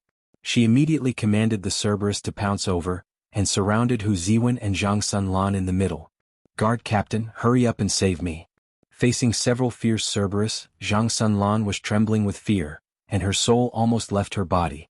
At this time Hu Ziwen was facing the attack of 2 Cerberus, and he had no strength to fight back, so how could he care about Zhang Sun Lan? Zhang Sun Lan turned her head and was about to escape, but she was slapped to the ground by another Cerberus. Fortunately, the little demon girl did not give the order to kill, so the Cerberus did not kill her, but just fiercely bit her buttocks. Ah! Zhang Sunlan immediately let out a heart-wrenching scream. She had been living like a princess in the general's mansion, and had not even suffered the slightest grievance, not to mention having a piece of flesh bitten off. Stop, all of you, stop quickly. Following a roar, Xiahou Hongxiang rushed in with Jiang Bin and a group of soldiers. Xiahou Hongxiang was extremely henpecked. Originally, after discussing the plan to kill with a borrowed knife, he ran to see his wife, but who knew that he could not find Zhang Sunlan's shadow after searching the entire inner residence. He also had a confidant by Zhang Sunlan's side. He immediately called her over and asked, only to find out that his wife had actually brought people to the yard to catch the adulterer. This made Xiahou Hongxiang suddenly break out in a cold sweat. Princess Xingyu lived there, and this stupid woman went to catch the adulterer. Wasn't she looking for trouble? He hurriedly gathered people and rushed to the yard, but in the end they were still a step late. When they arrived, the two sides had already begun to fight. Stop, all of you, hurry up and stop for me. Xiahou Hongxiang desperately shouted to stop, and the guards who had been beaten and fled in all directions ran faster. Qin Haodong waved his hand and the people on his side also stopped fighting. The little demon girl sent the 6 three-headed hellhounds back to the living spirit gate. Zhang Sunlan covered her bloody buttocks and crawled up from the ground. After seeing Xiahou Hongxiang, she immediately cursed, "You damned old man, you actually raised a vixen behind my back and even let her beat me up like this. If you don't kill all these vixens for me today, I'll go to my uncle and complain." Hearing his wife call Princess Xingyu a vixen in public, Xiahou Hongxiang was scared out of his wits. Now the power of the Xuanwu royal family was extremely solid, and everything he had now depended on the royal family. If he really angered King Zhao Xianlong, the whole Xiahou family would be destroyed. You shut up. This is the princess of the imperial court. Hurry up and kneel to the princess and apologize. As Xiahou Hongxiang spoke, he raised his hand and slapped Zhang Sunlan's face. Bastard, how dare you hit me for that little vixen? I'll kill you. Zhang Sunlan was slapped and bitten by the three-headed hellhound. At this time, she almost lost her mind and rushed to Xiahou Hongxiang with her teeth and claws. You bitch, shut up. Xiahou Hongxiang, who was ashamed into anger, kicked Zhang Sunlan to the ground. Are you crazy? Hurry up and apologize to Her Royal Highness. Zhang Sunlan squatted on the ground and came to her senses. Your Royal Highness, is this person really the princess? Zhao Xingyue said in a stern voice, Xiahou Hongxiang, your Xiahou family is really great. Your nephew wants me to be his 13th concubine, and now your wife comes here to catch us in the act. Do you still care about me, the princess, or the Xuanwu royal family? Your Royal Highness, please calm down. Please forgive me. Xiahou Hongxiang knelt on the ground and kept kowtowing to Zhao Xingyue. This time Zhang Sunlan was completely dumbfounded. She was sure that the person in front of her was the princess of Xuanwu Kingdom. Hu Ziwen, who was next to her, was dumbfounded. It was his idea just now. He told Zhang Sunlan that this person could not be the princess. If she really investigated, he was afraid that he would lose his head. Xiahou Hongxiang turned back and said angrily to Zhang Sunlan, What the hell are you looking at? Hurry up and kowtow to Her Royal Highness. Your Royal Highness, I was blind. I offended Her Royal Highness. Please forgive me. Although Zhang Sunlan was shrewd and fierce, she was not stupid. She knew that the power of her family depended on the Black Tortoise Wang family. Once they really angered Princess Xingyue, she was afraid that Zhang Sunqing would not be able to protect them. Zhao Xingyue didn't even bother to look at her. Xiahou Hongxiang said, Tell me, how should we deal with today's matter? Xiahou Hongxiang said, Please forgive me, your Royal Highness. I will discipline this bitch strictly when I go back. Zhao Xingyue waved her hand and said, Hurry up and go back. I will report this matter truthfully to my father. Your Royal Highness, please calm down. I will write to His Majesty and ask for forgiveness. After saying that, Xiahou Hongxiang kowtowed again, then stood up and said angrily to the people around him, Hurry up and go back. Soon he returned to the general's mansion with his people. As soon as they arrived home, Zhang Sunlan returned to her usual shrewdness. Xiahou Hongxiang, what do you mean by this? When did Princess Xingyue come? Why didn't I know anything? You must explain to me clearly. Madam, please calm down. Let me treat your injury first, then listen to me slowly. Xiahou Hongxiang quickly took out the golden sore medicine and applied it to Zhang Sunlan's butt. Then he told the whole thing from beginning to end. Madam, this matter is indeed a bit troublesome. Although Princess Xingyue's status in the Black Tortoise royal family is not high, she is the king's daughter after all. This time things happen one after another in our Pegasus city. If she goes back and reports this to us, King Zhao Jinlong will definitely be furious. At that time, our Xiahou family status will not be guaranteed. Only then did Zhang Sunlan understand the cause and effect. She knew that she had caused a great disaster. After thinking for a moment she said, "Don't worry, I will go to the Black Tortoise royal city later. At that time I will ask my uncle for help. We will definitely be able to get through this." Xiahou Hongxiang shook his head. This matter concerns the Black Tortoise royal family's reputation. I am afraid that even the imperial tutor cannot say much. Zhang Sunlan asked nervously, "Then what should we do?" A fierce look flashed across Xiahou Hongxiang's face. "Originally, I did not want to make a move against Zhao Xingyue, but now that things have come to this, I can only silence her." Zhang Sunlan said, "Will this work? If something happens to Princess Xingyue in our Pegasus city, our Xiahou family will not be able to escape the blame. We will have to bear the king's anger." Xiahou Hongxiang said, "We must carefully plan this matter.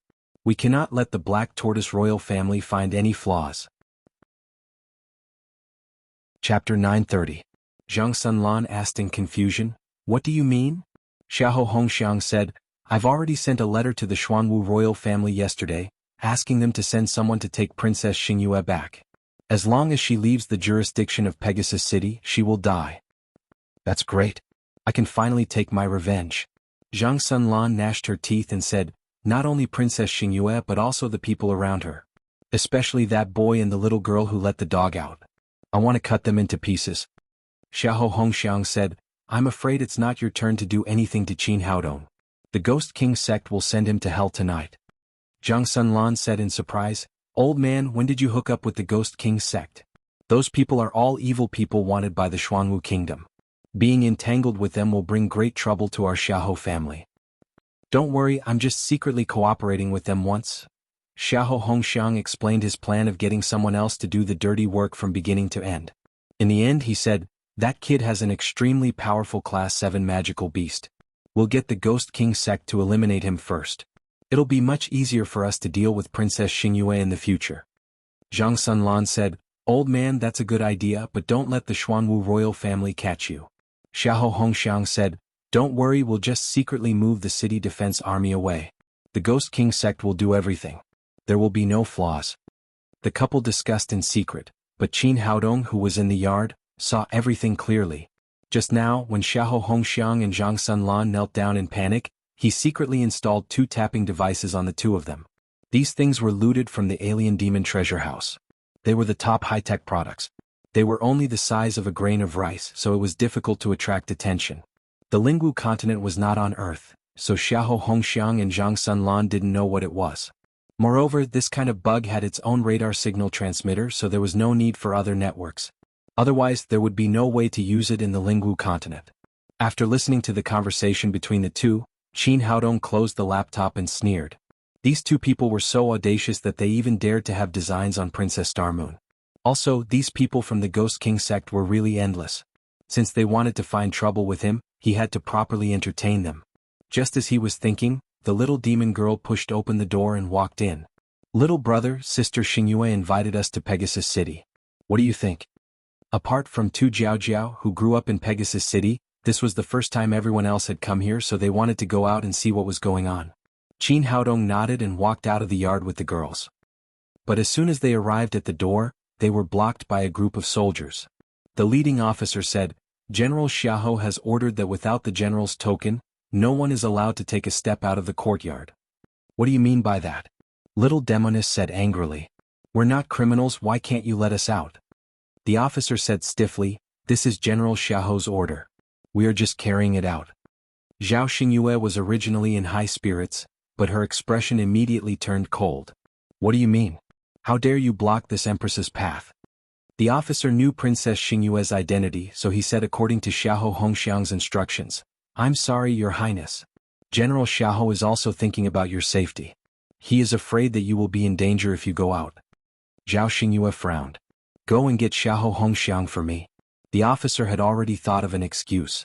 "Please forgive me, Your Highness. General Xiahou sent me here to protect the princess.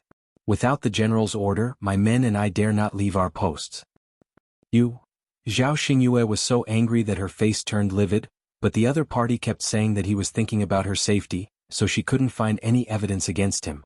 Qin Haodong knew very well that Xiahou Hongxiang was afraid that they would sneak away, so he had a heavy guard here. He said, "Forget it, General Xiahou has his own plans. Since he won't let us go out, let's rest here. I'm really tired these past few days." Princess Xingyue had no other choice, so they could only go back to the room bitterly. Fortunately, time was not lonely. For cultivators, a day was just the time to meditate. After dinner, Qin Haodong returned to his small yard. Today he had already made a plan to deal with the Ghost King sect. He took out a large bag of high-explosive drugs from the ring. The drugs were hidden under the bed. This big bag weighed 40 kilograms. If it exploded, the power of the explosion was no less than that of a small artillery shell. It was enough to blow up a heavy tank on Earth. If one's cultivation reached the form synthesis stage, his defense would be absolutely strong, and ordinary bullets could not hurt him at all. But if it was an amazingly powerful high-explosive drug, the effect of the drugs would be different, especially since the people of the Black Tortoise continent did not know that there was an explosion. The effect of drugs would be better if they were caught off guard. He put the explosives in the bag. He put the remote control into his pocket. The rest was to wait for the people of the Ghost King sect to come to him. At midnight it was quiet outside. Suddenly, dozens of black shadows appeared around the small yard. These people were all wearing black robes, looking like ghosts in the night. The only difference was the grimace mask on their faces. The leading man in black was wearing a golden mask. The 4 people behind him were wearing silver masks, and the other 30 people were wearing bronze masks. After surrounding the whole yard, the golden-masked man in black shouted to the room, "Qin boy, come out and die." But after waiting for a long time, there was still no movement in the room. "Boy, do you think you can hide and not come out?" The golden-masked man snorted and said to a silver-masked man beside him, "You go and catch that boy." "Yes." The silver-masked man answered. He rushed into Qin Haodong's room and smashed the whole window with his palm. But at this moment, a golden light suddenly appeared in the room. The Xianyuan sword, like a lightning cutting through the night sky, fiercely chopped at the silver-masked man. The silver-masked man shouted and punched at it. His cultivation had reached the early stage of the form synthesis stage. In addition, he had a strong thwart kung fu. His fist was as hard as iron and he was not afraid of ordinary swords. But he never dreamed that the other party would use the Xianyuan sword, a great magic weapon. The sharp edge of the sword cut through his genuine qi in an instant, and then his fist was cut in half. "Ah!" The silver-masked man let out a scream, turned around and ran, but the Xianyuan sword that followed closely behind did not give him a chance at all. The silver-masked man was cut in half from head to toe. After killing the silver-masked man, Qin Haodong walked out of the room with the Xianyuan sword in his hand. "How dare you disturb my sleep with such little ability?" A cold light flashed in the golden-masked man's eyes. According to the information he received, the young man in front of him was only at the late stage of the refining realm. How did he suddenly become so powerful? Qin Haodong had his own plan. The people of the Ghost King sect in front of him stood very scattered. Blast! It was also very difficult to achieve a fatal effect. That's gonna blow up. In order to maximize the effect of the pill, he had to attract these people to his side as much as possible, so he had swallowed a great essence explosion pill to elevate his cultivation base to the late body integration stage. "Kid, do you think you can fight against the Ghost King sect with this little ability of yours? Stop dreaming," the golden-masked man said as he pulled out a long saber. The momentum of his body suddenly burst out. It was obvious that he was also an expert at the late body integration stage. However, this guy seemed to realize Qin Haodong's power. He did not rush over directly. Instead, he said to his subordinates, "Come with me. Don't delay too long. Let's end the battle quickly." After saying that, he took the lead, waved the long saber in his hand and rushed to Qin Haodong. The 3 silver-masked men followed closely, plus more than 30 ghost slaves at the peak of the void training realm. For a moment, the momentum was soaring and murderous. Although Qin Haodong had been promoted to the late body integration stage, he was only one person after all. The other side had many people and none of them was weak. If they really fought, he would definitely suffer a big loss. However, he had achieved his goal now. There was no need to fight with these people. He smiled at the golden-masked man, then took out the black remote control from his pocket and pressed the red button. The golden-masked man rushed to the front with his subordinates. He did not understand what Qin Haodong took out of his hand. He thought it was some special weapon, so he did not immediately make a move.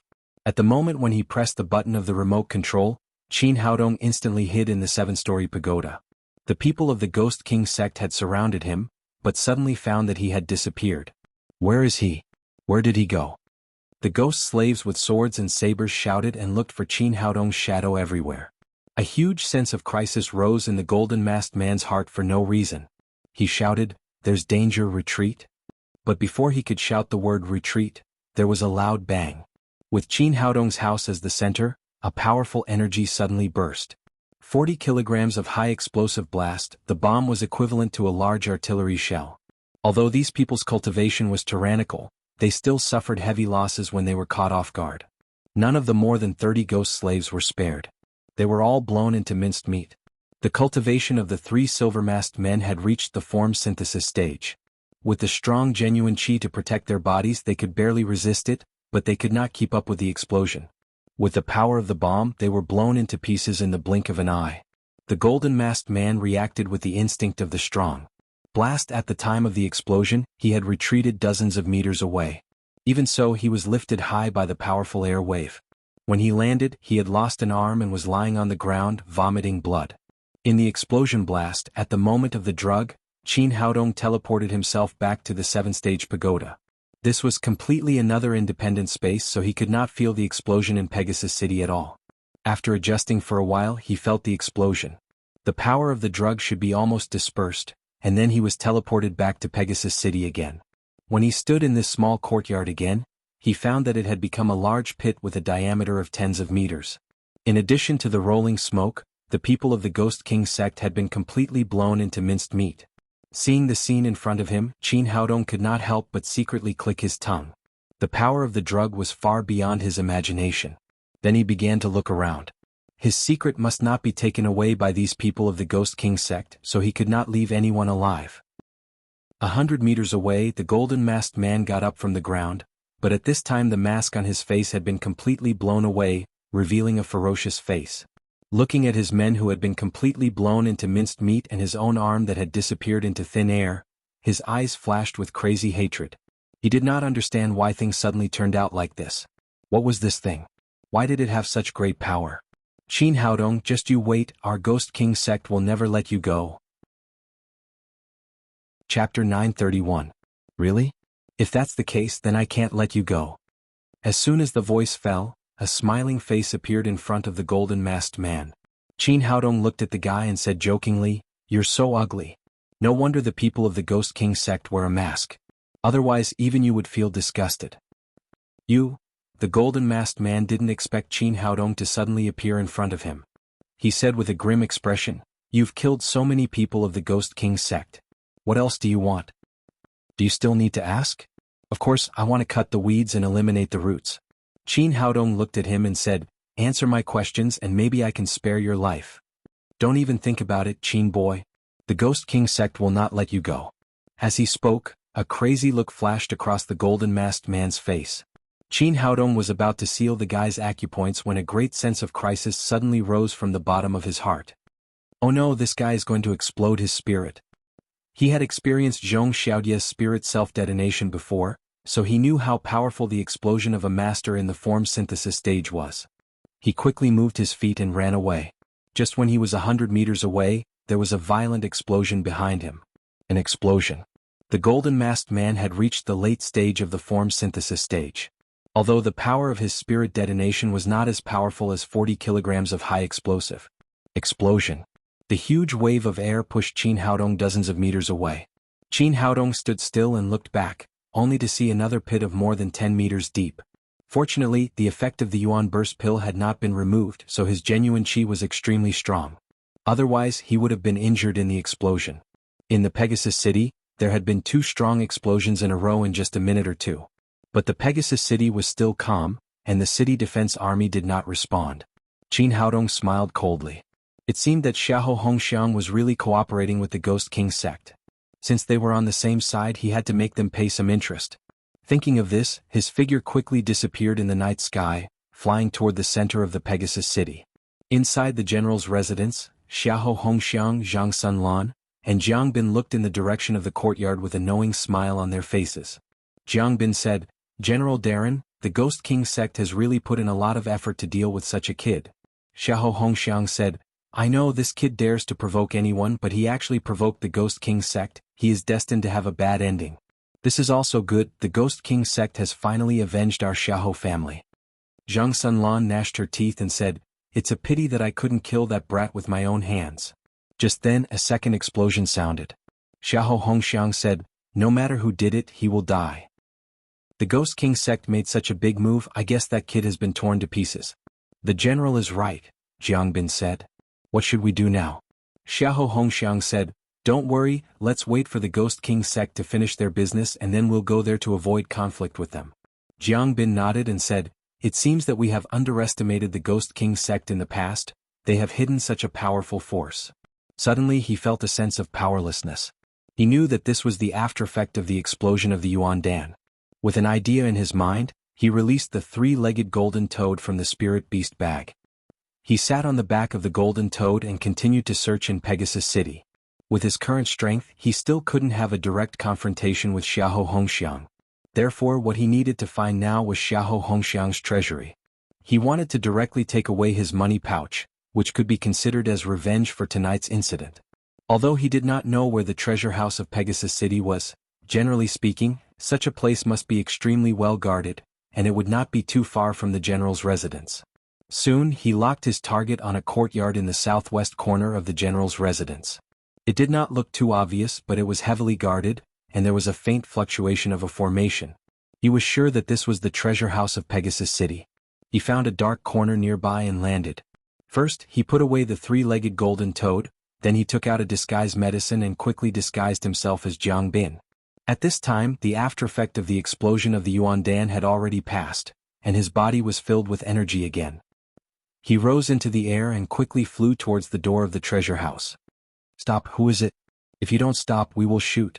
As soon as Qin Haodong appeared in front of the door, he was locked on by dozens of god-killing arrows. How dare you? Do you want a rebel? He angrily shouted and landed in front of the treasure house. Oh, it's General Jiang Bin. General, why are you here so late at night? The manager of the treasure house immediately greeted him with a face full of smiles. He knew that Jiang Bin was Xiahou Hongxiang's closest confidant, and he could not be offended. Qin Haodong said, Such a big thing happened in the city just now, don't you know? General Xiahou ordered me to come and see how your defense is. This is an important place and we cannot give the thieves any opportunity. The manager hurriedly said, Don't worry, General. We heard the commotion just now and now our brothers are all on guard. Not even a mosquito will be able to fly in. Qin Haodong pretended to be satisfied and nodded, You did well just now. Open the treasure house, I will go in and have a look. The manager said hesitantly, General, this is not very appropriate. According to General Xiahou's rules, no one except him can enter the treasure house. How dare you? Qin Haodong said angrily, Pegasus City has been attacked by the Ghost King sect, and General Xiahou has already taken people to catch the thieves. That is why he asked me to come and check the treasure house. How dare you not let me in? If something happens, even if you have 100 heads, it will not be enough. Yes, I understand, General. The manager was so scared that he shivered. He did not dare to stop Qin Haodong anymore and led him into the treasure house. Only after entering the treasure house could he fully understand how tight the defense was. After passing through 7 heavy iron gates and 9 defensive formations, he finally reached the core of the treasure house. However, in front of Qin Haodong was a huge treasure house that was hundreds of square meters in size. There were all kinds of treasures, weapons, antiques, calligraphy and paintings. They were all good things that Xiahou Hongxiang had collected. The reason why he did not carry these treasures with him was for safety reasons. After all, storage rings were used here and once the ring was lost, it would be equivalent to losing everything. Therefore he chose the safer treasure house.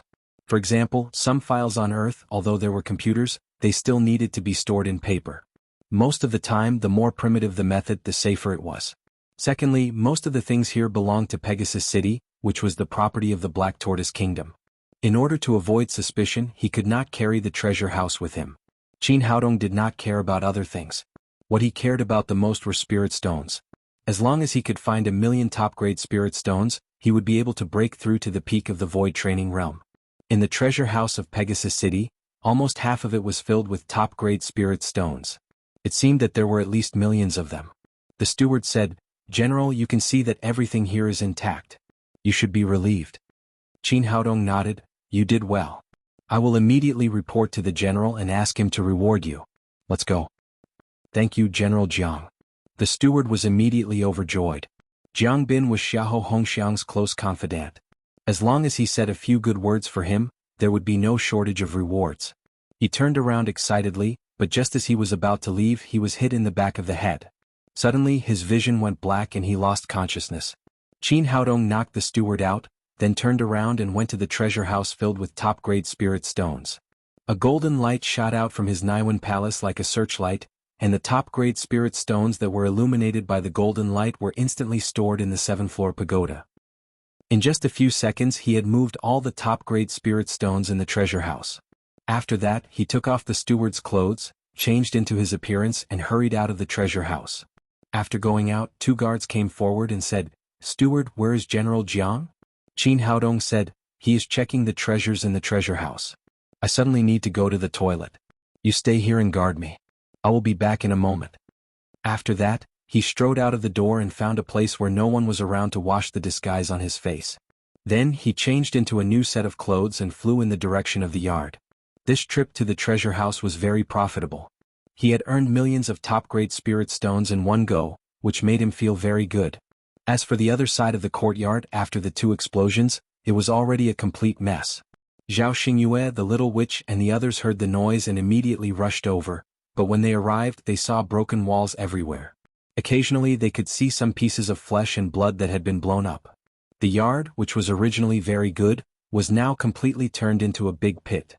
Seeing this scene, the hearts of all the women suddenly jumped, and they began to frantically search for traces of Qin Haodong. Although they knew that Qin Haodong had already obtained the 7th Order pagoda, they did not know that the pagoda had such an abnormal function, so they were very worried. "Little brother, where are you? Senior brother, where are you? Come out quickly, don't scare us. Brother Qin, are you okay?" Just as everyone was frantically searching, Xiahou Hongxiang rushed in from outside with his people. Seeing the anxious expressions of these women, he was ecstatic. It seemed that Qin Shen was completely finished. However, he still had to put on a show. He came in front of Princess Xingyue, put on a look of concern and said, "Your Highness, are you okay? What happened here?" After searching for a long time, there was no news of Qin Haodong. A wave of anger rose from the bottom of Zhao Xingyue's heart. She looked at Xiahou Hongxiang and said angrily, "What happened? I should be asking you. As the general of Pegasus City, didn't you say that you would protect me? Why did something like this suddenly happen?" Xiahou Hongxiang said, "Your Highness, I don't know what's going on either. Pegasus City has always been heavily guarded, and this has never happened before." Zhao Xingyue said coldly, "Heavily guarded? Then let me ask you, it has been half an hour since this happened. Why did your people only come now?" The more annoyed Zhao Xingyue was, the happier Xiahou Hongxiang was. He put on a fearful expression and said, "Please forgive me, Your Highness. I'm old and I slept too deeply just now. That's why I'm late." As a princess who grew up in the palace, Zhao Xingyue was very clear about these intrigues. She knew that Xiahou Hongxiang must have deliberately come late. Otherwise, such a loud explosion would have awakened even the dead. Just as she was about to attack again, the other girls ran back with sad faces. The little she-devil choked and said, "Sister Xingyue, we still can't find little brother. He might have been killed." Chapter 932. 2 streams of tears flowed down Zhao Xingyue's face when she heard this. Could it be that this man has really left me? At the same time, the other girls were also sobbing. The little witch said, "No matter who killed little brother, as long as I catch him, I will cut him into pieces and feed him to the magical beasts." Zhao Xingyue glanced at Xiahou Hongxiang fiercely and said in a cold voice, "I, Zhao Xingyue, swear to God that if I don't avenge brother Qin in this life, I am not a human." Since Qin Haodong was killed here, the Lord of Pegasus naturally became the first suspect. "Princess, don't worry. I will definitely send someone to investigate this matter." Xiahou Hongxiang lowered his head, afraid that he would laugh out loud. Although he said so, he was very happy in his heart. He had finally killed Qin Haodong and avenged his brother and nephew. But at this moment a clear voice said, "What's wrong? I just went to the toilet. Why is everyone crying? Who are you avenging?" Zhao Xingyue turned her head and saw Qin Haodong standing next to her with a smile. "Brother Qin, you're not dead?" Zhao Xingyue said. What nonsense are you talking about, girl? I'm alive and well. Why are you cursing me? The little she-devil threw herself into Qin Haodong's arms and pinched his cheek again. She turned around and shouted to the others, "It's real, not a ghost. Little brother is really alive. You little girl, don't worry. I won't die even if anyone dies." Seeing the tears on the girls' faces, Qin Haodong was very touched. Although he had not known them for a long time, their feelings for him were extremely sincere. Xiahou Hongxiang and Jiang Bin stood next to him in shock. They had thought that Qin Haodong would definitely die this time. They did not expect him to stand in front of them, alive and well. The Ghost King sect had sent out so many experts, even the original courtyard was blasted into a big pit, it still did not die. Could it be that this was really an unkillable cockroach? Qin Haodong glanced at Xiahou Hongxiang and said jokingly, "General Xiahou, why don't you look happy that I'm back? Are you a little disappointed?" Xiahou Hongxiang had been the city lord for so many years that he had developed a cunning character. He immediately said with a smile, "Mr. Qin, you must be joking.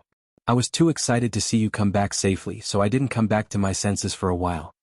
Jiang Bin also stepped forward to help smooth things over and said, "Mr. Qin, what's going on? What happened here?" Qin Haodong said, "I don't know. I ate something bad tonight. Maybe I'm not used to it, so I went out to stay in the latrine for a while. Who knew there would be explosions here one after another? I just went to the toilet and my house is gone. Who knows what happened?" Xiahou Hongxiang and Jiang Bin were livid. They knew that Qin Haodong was talking nonsense, but they couldn't do anything about it because they didn't know the truth.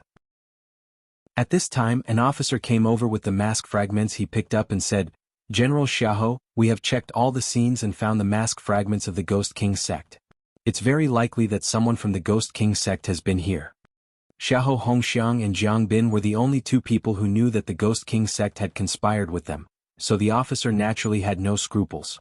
Zhao Xingyue looked at Xiahou Hongxiang coldly and said, "General Xiahou, Pegasus City is heavily guarded. How did the Ghost King sect sneak in?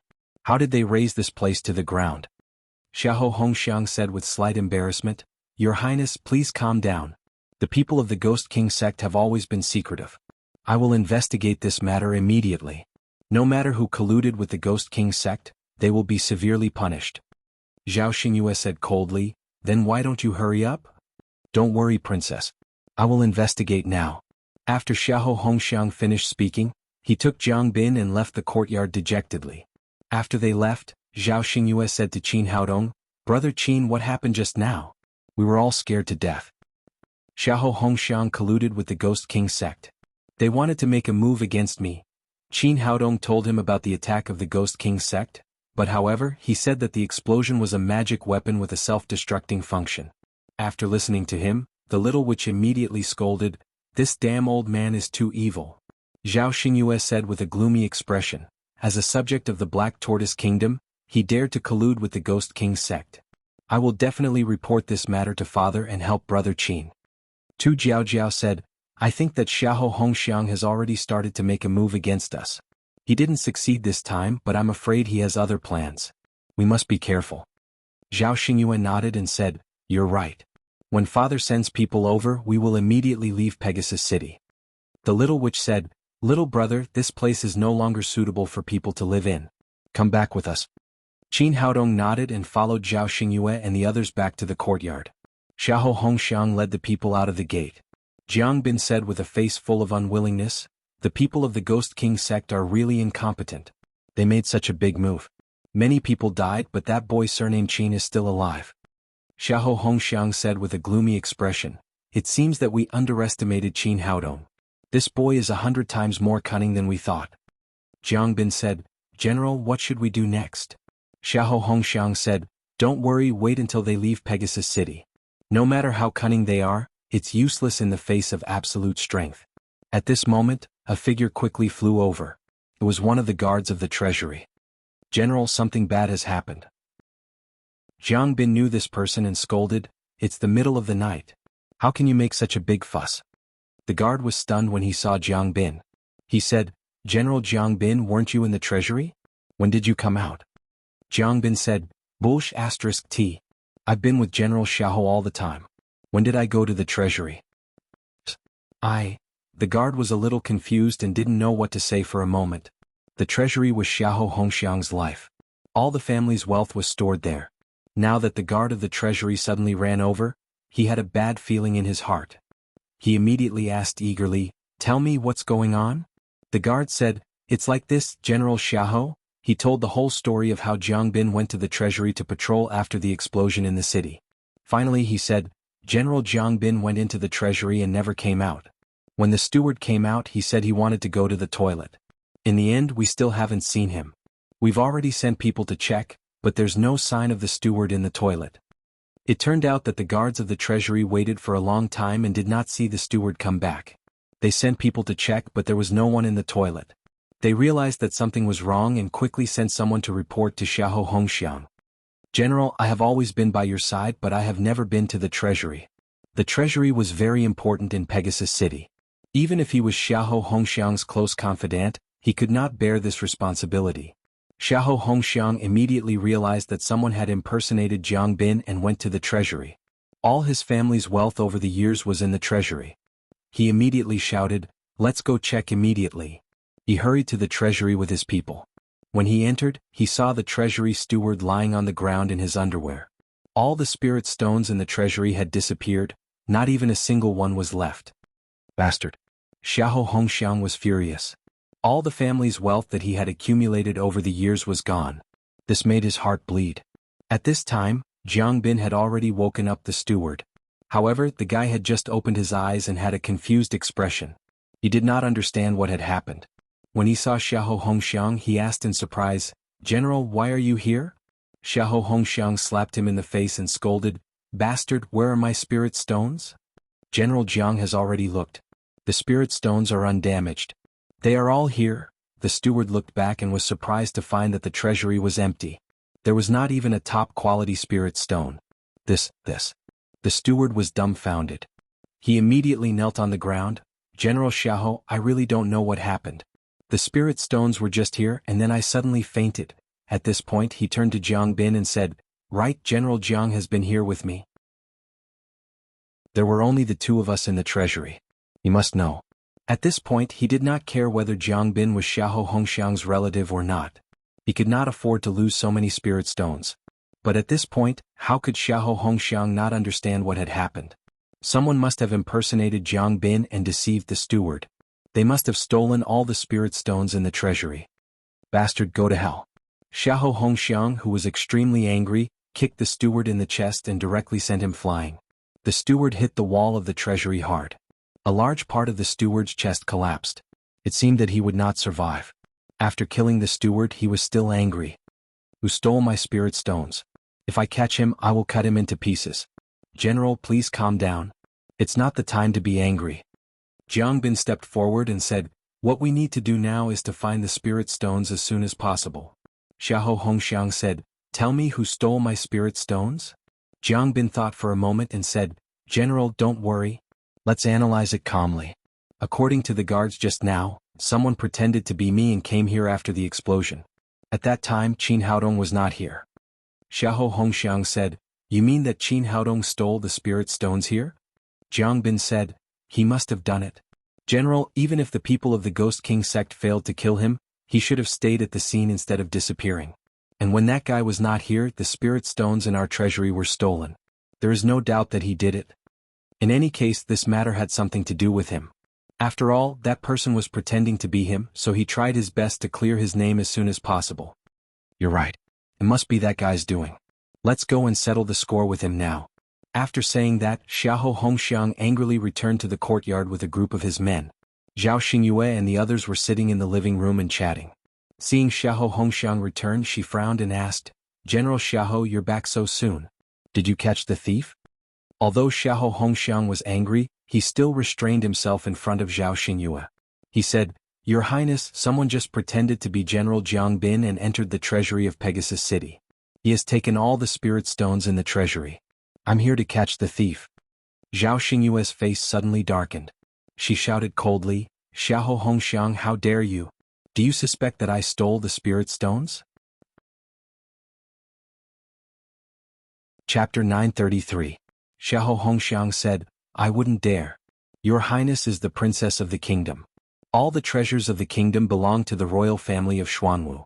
How could he steal the spirit stones from the vault?" Zhao Xingyue said, then why did you bring him here? Xiahou Hongxiang said, Mr. Qin was not there when the vault was stolen just now. I think he is very suspicious, so I want to ask Mr. Qin for confirmation. The little witch cried, nonsense, the little brother has been with us all the time. How could he steal your spirit stones? Zhao Xingyue also said with a sullen face, General Xiahou, Mr. Qin is my friend. It is impossible for him to steal your spirit stones. Xiahou Hongxiang could give in to other things, but now it was about the millions of spirit stones in the vault, so he naturally would not give in. He said, Your Highness, when the vault was stolen, Mr. Qin was missing, so I think we should search it and help your friend clear the suspicion. After hearing this, Zhao Xingyue also thought that Qin Haodong was not there at that time. Did he really steal the vault of Pegasus City? But the more it was like this, the more determined she was to protect Qin Haodong. Not to mention the vault of Pegasus City, she would stand by Qin Haodong even if the vault of the entire Xuanwu kingdom was robbed. General Xiahou, it is your dereliction of duty that the vault was stolen. You should catch the thief as soon as possible, instead of coming here to slander my friend. As long as I am here today, no one is allowed to touch Brother Qin. Then she stood up and stood in front of Qin Haodong. Yes, no one is allowed to slander Brother Qin. Senior brother must have been wronged. The other girls also gathered and protected Qin Haodong in the middle. They stared at Xiahou Hongxiang fiercely, as if they were ready to attack if there was any disagreement. Their thoughts were the same as Zhao Xingyue's. They all thought that Qin Haodong might have stolen the vault, but the more it was like this, the more they wanted to protect him. Seeing the girls' reaction, Xiahou Hongxiang was even more certain of his guess, and a fierce light flashed in his eyes. Your Highness, if you insist on protecting him, then don't blame me for offending you. Zhao Xingyue shouted sternly, How dare you? Do you want to attack this queen? This subordinate does not dare to disrespect the princess, but this concerns the wealth of the kingdom. This subordinate must fulfill his duty, or else I will not be able to answer to His Majesty the King. Xiahou Hongxiang spoke righteously and put on a posture of loyalty to the kingdom. He then waved his hand at Jiang Bin behind him. Search this place. Understood. Jiang Bin agreed and immediately commanded his men to surround Zhao Xingyue and the others. Tu Jiaojiao, Murong Jinghong and the others also unsheathed their swords. A great battle was about to break out. Everyone calm down. Qin Haodong stepped forward and walked to Zhao Xingyue's side. Your Highness, a clear conscience is not afraid of a crooked shadow. Since General Xiahou wants to search, let him search. This? Zhao Xingyue hesitated and said, But I will never allow anyone to slander my friend. As she spoke, she looked at Qin Haodong in confusion, her eyes full of inquiry. That meant that if Qin Haodong really stole from the vault, he couldn't let him search it no matter what. Your Highness, don't worry. Whatever is missing from the vault has nothing to do with me. Qin Haodong said as he looked at Xiahou Hongxiang and Jiang Bin. You two actually suspect that I stole from the vault. You can search it if you want, but you can't doubt my innocence for no reason. Xiahou Hongxiang said, What do you want? Qin Haodong said indifferently, If I don't let you two search it, you must suspect that I stole from the vault. If I let you search it like this, I will be a little unwilling. How about we make a bet? Xiahou Hongxiang said, What do you want to bet, Mr. Qin? Qin Haodong said, If you two find the spirit stones you are looking for on me, I will immediately surrender and my life will be yours. You can kill me or cut me up. If you can't find it, you can take out 20,000 top-grade spirit stones as compensation for my reputation. What does General Xiahou think? This? Seeing Qin Haodong's confident look, Xiahou Hongxiang was also a little hesitant. Could it be that the spirit stones in the vault were really not stolen by this guy? Jiang Bin stepped forward and whispered, General Xiahou, this guy is bluffing. It's obvious that he is bluffing. The spirit stones in the vault are 100% stolen by him. Xiahou Hongxiang gritted his teeth. He really didn't want to have a head-on conflict with Zhao Xingyue unless it was absolutely necessary. Finally he said, Since Mr. Qin wants to bet, then I'll bet with you. Qin Haodong said, Well, General Xiahou, please take out 20,000 top-grade spirit stones and put them with the princess first. Please be our witness. Okay. After saying that, Xiahou Hongxiang took out 20,000 top-grade spirit stones from his storage ring and gave them to Zhao Xingyue. Your Highness, this is a fair agreement between Mr. Qin and me. If we really find something later, please don't embarrass me. Zhao Xingyue glanced at Qin Haodong and saw him nodding to her, so she said, Well, I'll be fair to you. Xiahou Hongxiang turned to look at Qin Haodong and said, Mr. Qin, it's your turn. There were millions of top-grade spirit stones in the vault, like a small mountain. He naturally didn't think that Qin Haodong would take them with him, so they must be in the storage ring. Qin Haodong smiled slightly, took off the storage ring from his hand, raised his hand and threw it to him. When he had finished looting the treasury, he had already predicted that this would happen. Not only had he placed all the spirit stones into the 7th tier pagoda, but he had also transferred all the items in his storage ring into the pagoda.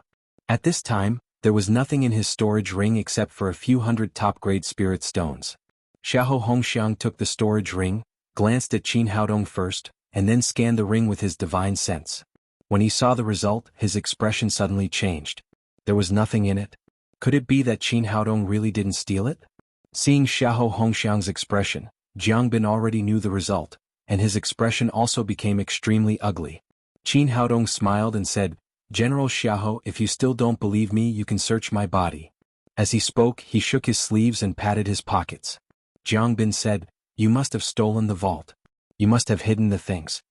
Qin Haodong looked at him and said, "General Jiang, what you said is not very appropriate. You said that I stole it without any evidence. I also said that you stole it." "You?" Jiang Bin's face turned red with anger and he was about to fight. Zhao Xingyue shouted sternly, "Jiang Bin, what are you doing? We just agreed on a bet. Do you think that I, the notary, is just a decoration here?" Originally she was on Qin Haodong's side, and now she was even more confident.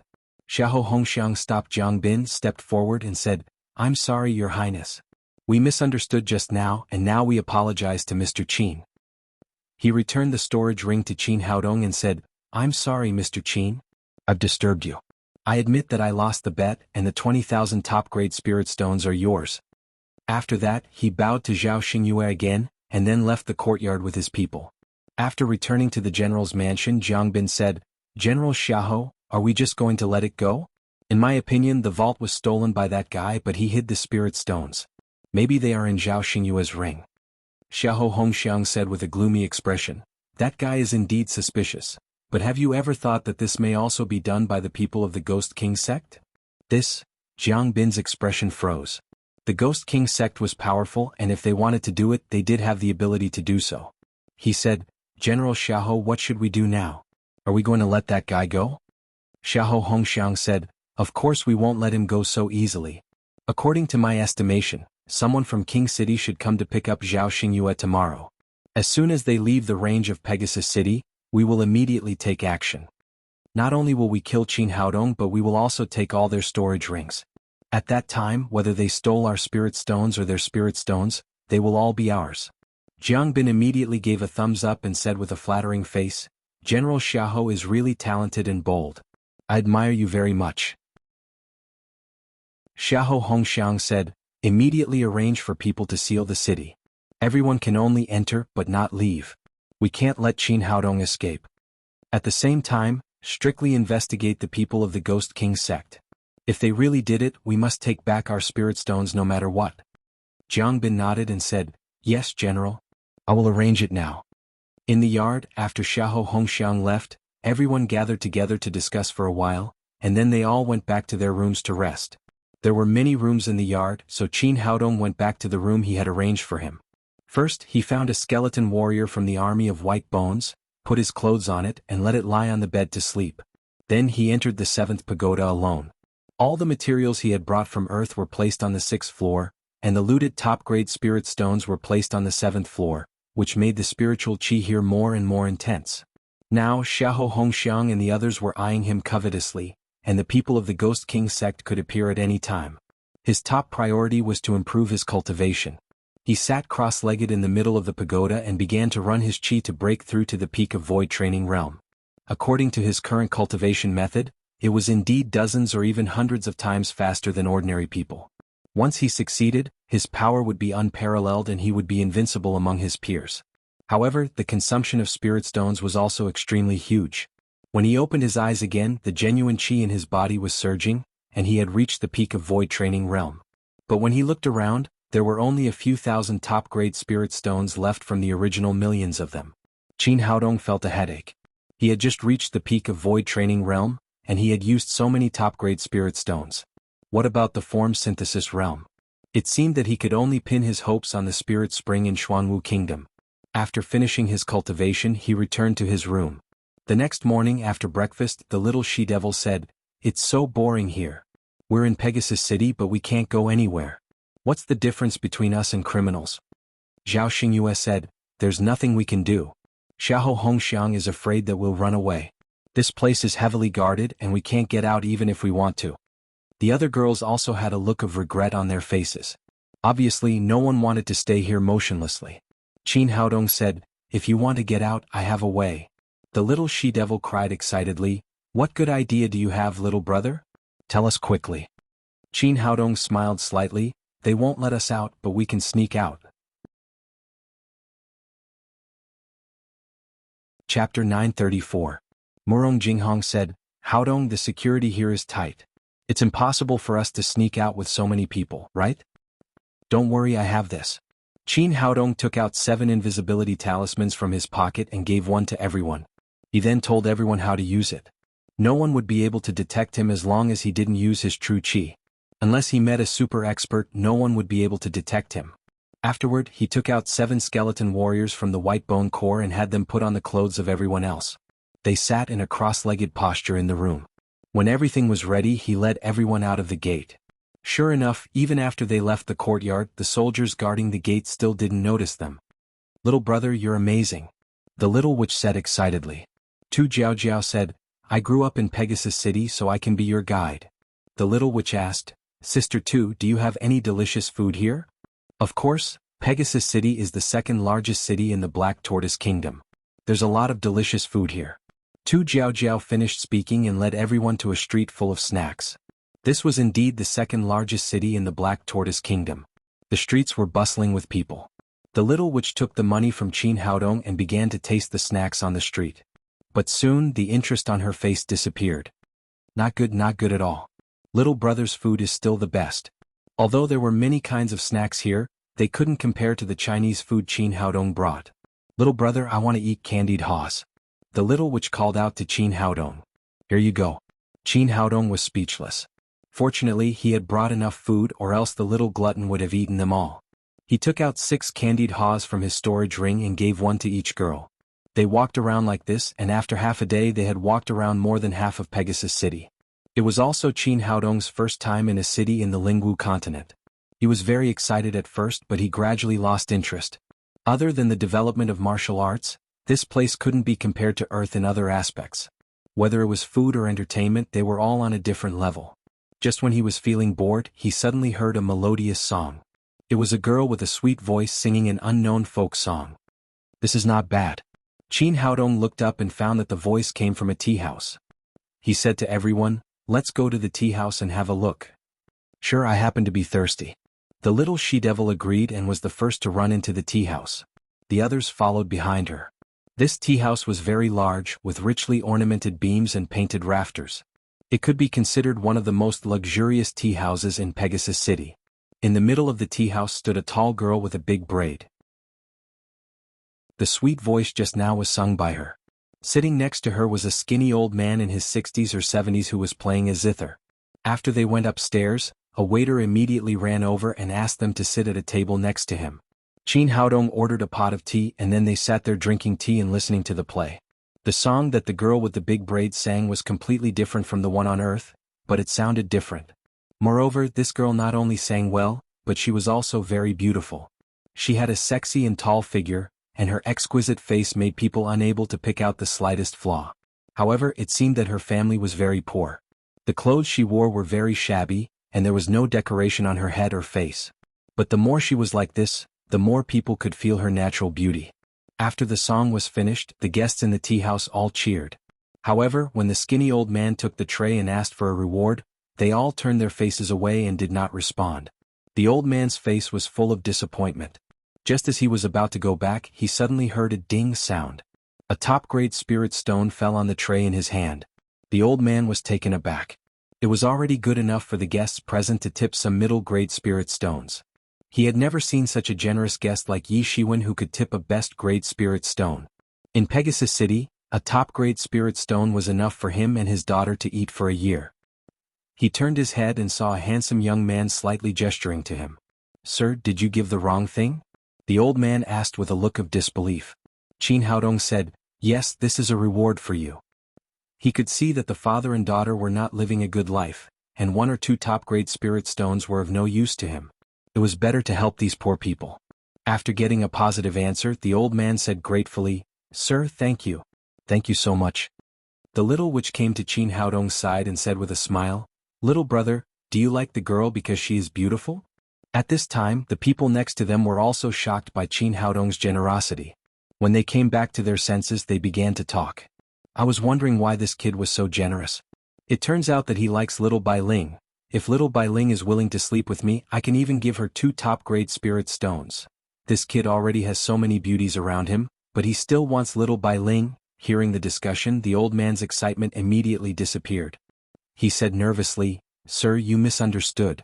I only sell my skills, not my body." Qin Haodong shook his head and said, "Dad, ignore her. She is joking with you. This is a reward for you. There is no other meaning. Just sing another song for me." The old man asked in a trembling voice, "Sir, are you sure you are not joking with us?" Qin Haodong smiled helplessly. He raised his hand and threw out another top-grade spirit stone. "This is also yours. Do you believe me this time?" "Yes, I believe you. Thank you, sir." The old man was ecstatic. He turned around and shouted to the stunned girl, "Bai Ling, what are you waiting for? Quickly sing another song for young master." The girl named Little Bai Ling came over and bowed to Qin Haodong. Then she asked shyly, "Sir, what song do you like to listen to?" It was the first time that Qin Haodong had heard this kind of song, so he did not know how to sing it. He said, "Anything, just sing what you are good at." "Yes, sir." Little Bai Ling bowed again. Then she returned to her position and sang softly. But after a few lines, there was a messy sound of footsteps on the stairs. Then a man shouted in a hoarse voice, "Little Bai Ling, no wonder I couldn't find you. You came here." Everyone looked in the direction of the voice and saw a young man in gorgeous clothes walking in from the stairs. He was followed by more than a dozen bodyguards. The man looked to be about 30 years old. He walked with his chin up and his face was full of arrogance. After seeing this person appear, the other guests who were cheering immediately shut their mouths, and their faces revealed nervous expressions. When the old man and Little Bai Ling saw the young man, they were even more frightened. They did not know what to do for a while. The young man stepped in front of Little Bai Ling and said frivolously, "Little girl, I have already said that you will be the 36th concubine in my house. Why are you here to sing?" The old man hurried forward and said, "Young Master Xiahou, my daughter grew up in the mountains and has never seen the world. She can't serve you. Please let us go." "Old man, get out of here. I have given you face, but you don't want it." The young man lifted his leg and kicked the old man's lower abdomen. The old man flew more than a dozen meters away and knocked over countless tables and chairs. "Father." Little Bai Ling hurried over and helped the old man up from the ground. She glared at the young man and shouted, "Why did you hit him?" The young man said nonchalantly, "I'm Xiahou Chun. My father is the city lord of Pegasus City, and I'm the young city lord. Even if I killed him, no one would dare to say anything, much less kick him." Qin Haodong frowned. This guy had reached the early stage of the form synthesis realm, and the bodyguards behind him were all experts at the peak of the void training realm. No wonder he was so arrogant. It turned out that he was Xiahou Hongxiang's son. However, the people from the Xiahou family were too arrogant. They had killed Xiahou Hongfei and Xiahou Zhen, and now Xiahou Chun had jumped out. Xiahou Chun looked at Little Bai Ling proudly and said, "How good would it be to be a good girl and enjoy life with me? Why do you have to earn money outside?" Little Lark spat on the ground and said, "Stop dreaming. I would rather die than be your concubine." "Ha ha ha ha." Xiahou Chun laughed arrogantly, "In this heavenly horse city, whoever I want to live will live, and whoever I want to die will die. Even if you want to die, you'll have to satisfy me first before you die." After saying that, he waved his hand at the bodyguards behind him and said, "Kill the old one and take the young one back to the mansion. I will share it with you after I enjoy it." The bodyguards agreed and immediately rushed toward the father and daughter. Seeing that Xiahou Chun was going to take the young one away, no one in the tea house dared to make a sound. They all ran away in the blink of an eye, afraid that they would be involved. Before Qin Haodong could make a move, the little she-devil, who had a strong sense of justice, rushed over and stood in front of the father and daughter. "Stop, all of you. I want to see who dares to do this." She glared at Xiahou Chun and shouted, "Robbing a girl on the street and disregarding human life. Do you have any respect for the law?" Seeing that someone dared to meddle in his business, Xiahou Chun was stunned at first. Then when he saw the beautiful little she-devil, his eyes suddenly lit up. The law? In Pegasus City I am the law. He shouted to the bodyguards, tie this girl up and take her back. Xiahou Chun, how dare you? Zhao Xingyue could not stand it anymore. Everyone walked to the little she-devil and protected the father and daughter behind them. Xiahou Chun was stunned. He had never dreamed that there would be so many beautiful women in front of him. He could not help but drool. After he came to his senses, he shouted, I'm lucky. It seems that I'm lucky today. He shouted to the bodyguards, what are you waiting for? Hurry up and take them back to the mansion. I want to be the groom today. Zhao Xingyue shouted, Xiahou Chun, are you going to rebel? I am the princess of the Black Tortoise Kingdom. Girl, if you are the princess, then I am the son-in-law. Xiahou Chun laughed wildly and reached out to grab her chest. Your Highness, let the son-in-law have a good time. Although he was a playboy, his cultivation was not for show. His cultivation at the early stage of the form synthesis realm completely suppressed Zhao Xingyue, who was at the late stage of the void training realm. Just when Xiahou Chun thought that he was going to win, a huge foot suddenly appeared in front of him and collided with his palm. Chapter 935. Qin Haodong was standing right next to Xiahou Chun. He couldn't let Zhao Xingyue suffer, so he summoned the three-legged golden toad the moment Xiahou Chun made his move. The three-legged golden toad was one of the strongest 7th-rank magical beasts. Whether it was attack or defense, it was much stronger than Xiahou Chun. When Xiahou Chun's palm collided with the three-legged golden toad's foot, he heard a kacha-kacha sound of bones breaking, followed by a piercing pain in his mind. His entire arm was crushed by the three-legged golden toad. It could be said to be completely crippled. Ah! He let out a heart-wrenching scream. His entire body was sent flying into the air. He crashed into the wall of the tea house and fell on the street outside. Young master, how are you? The bodyguards who were staring at Xiahou Chun were shocked. They immediately rushed out of the tea house to check on their master's condition. Xiahou Chun had never suffered such a loss in his entire life. At this moment his entire right arm was smashed into pieces. It was completely crippled. He gritted his teeth and crawled up from the ground. He pointed at the tea house and yelled, What are you guys waiting for? Hurry up and tear them apart for me. The bodyguards didn't dare to disobey their master's anger. They jumped back into the tea house. At this time, Qin Haodong came out with his men. He knew that this rich second generation was Xiahou Hongxiang's son, so he didn't order the three-legged golden toad to kill him. After all, this was Pegasus City. It wouldn't be good to completely turn the situation sour. Kill that son of a bitch. Hurry up and kill him. Xiahou Chun pointed at Qin Haodong and yelled. The bodyguards swarmed up and attacked Qin Haodong and the others. However, with the three-legged golden toad, these people couldn't take advantage of it. They were easily sent flying. Seeing that his men weren't a match for them, Xiahou Chun took out a whistling arrow and shot it into the air. After a crisp sound, a red firework exploded in the air. Finally, it turned into 2 words, help. This whistling arrow was specially made by Xiahou Hongxiang for his son. He would only use it when his son's life was in danger. However, he was the young city lord of Pegasus City, so no one dared to provoke him. On top of that, he was at the early body integration stage, so he had never had to use this life-saving whistling arrow before. At this time, the little she-devil had already completed her summoning technique. 6 Cerberus walked out from the living spirit gate. Qin Haodong was slightly stunned. When did this girl's summoning skill become so reliable? She summoned the 3-headed hellhound 3 times in a row. The little she-devil said excitedly, Little brother, I'm going to teach this bad guy a lesson today. Let's see if he dares to go out and bully people in the future. Qin Haodong said, Be careful, don't kill anyone. Got it? Little she-devil replied. Next, she directed the 6 Cerberus to charge at Xiahou Chun while shouting excitedly, Bite him hard. This girl had always had the dream of serving justice. Today she had finally come across such an opportunity, so naturally she would not let it go easily. Normally, Xiahou Chun, who had already reached the form synthesis stage, would not care about these Cerberi at all. But at this moment he had lost an arm and most of his cultivation. Facing these fierce Cerberi, he immediately shouted to his men, Hurry up and stop these beasts for me. Unfortunately, at this moment, the bodyguards around him had been beaten by the 3-legged golden toad.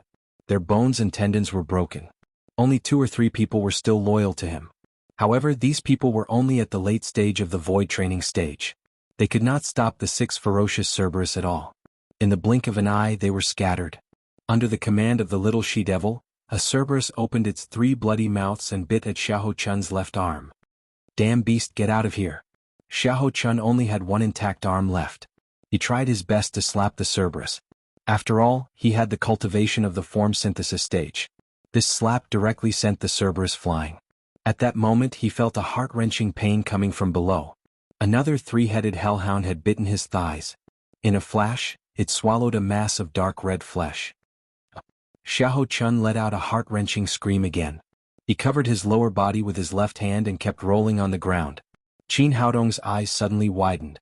He had told the little she-devil not to kill him, but this time he was killed. Genzi, what's going on? At this moment, thousands of figures galloped from the direction of the city lord like a large dark cloud, covering the sky and the sun. They were led by Xiahou Hongxiang and Jiang Bin, followed by 3,000 heavily armed soldiers. Seeing the army coming, the people who had been hiding far away to watch the fun also hid and closed their doors. There was not a single person in the whole long street. Who dares to touch my son?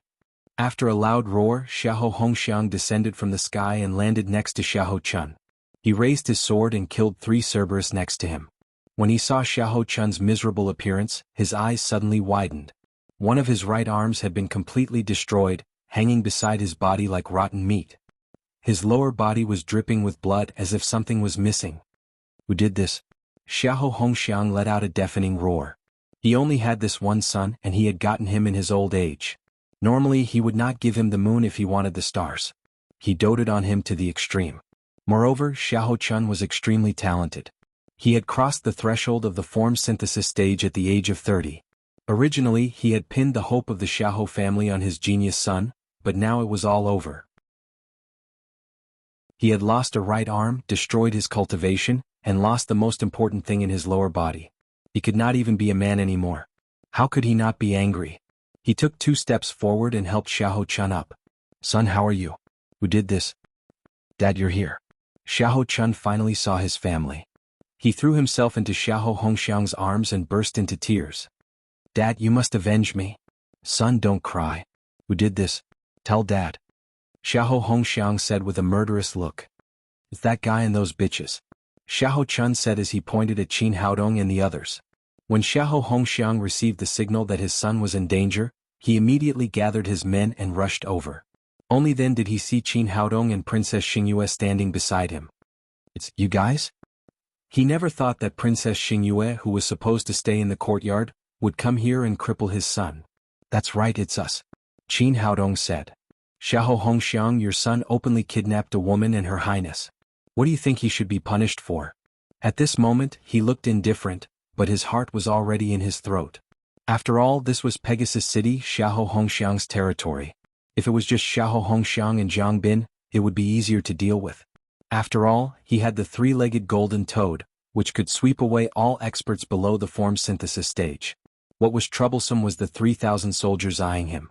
The god-killing arrows in their hands gave him a lot of pressure. He didn't know what these arrows were made of, but even when facing a sniper rifle, he didn't feel this much pressure. Zhao Xingyue knew that it was time for her to stand up. She strode in front of everyone and shouted, Xiahou Hongxiang, your son knows my identity and still wants to rob me. It seems that your Xiahou family really doesn't care about the Xuanwu royal family. Xiahou Hongxiang didn't admit his guilt immediately.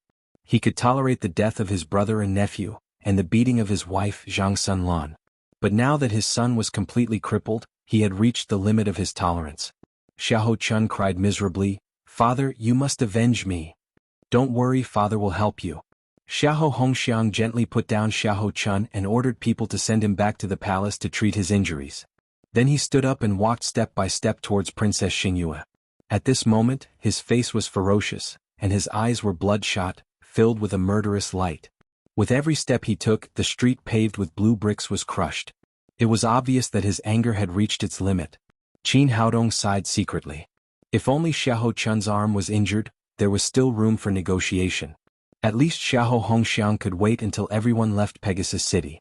Now that the little witch had destroyed that guy's treasure, it seemed that today's battle was inevitable. Although he could use the 7th Order Pagoda and hide in it with everyone at the critical moment, it was his last trump card. It was not worth it to take it out just like that.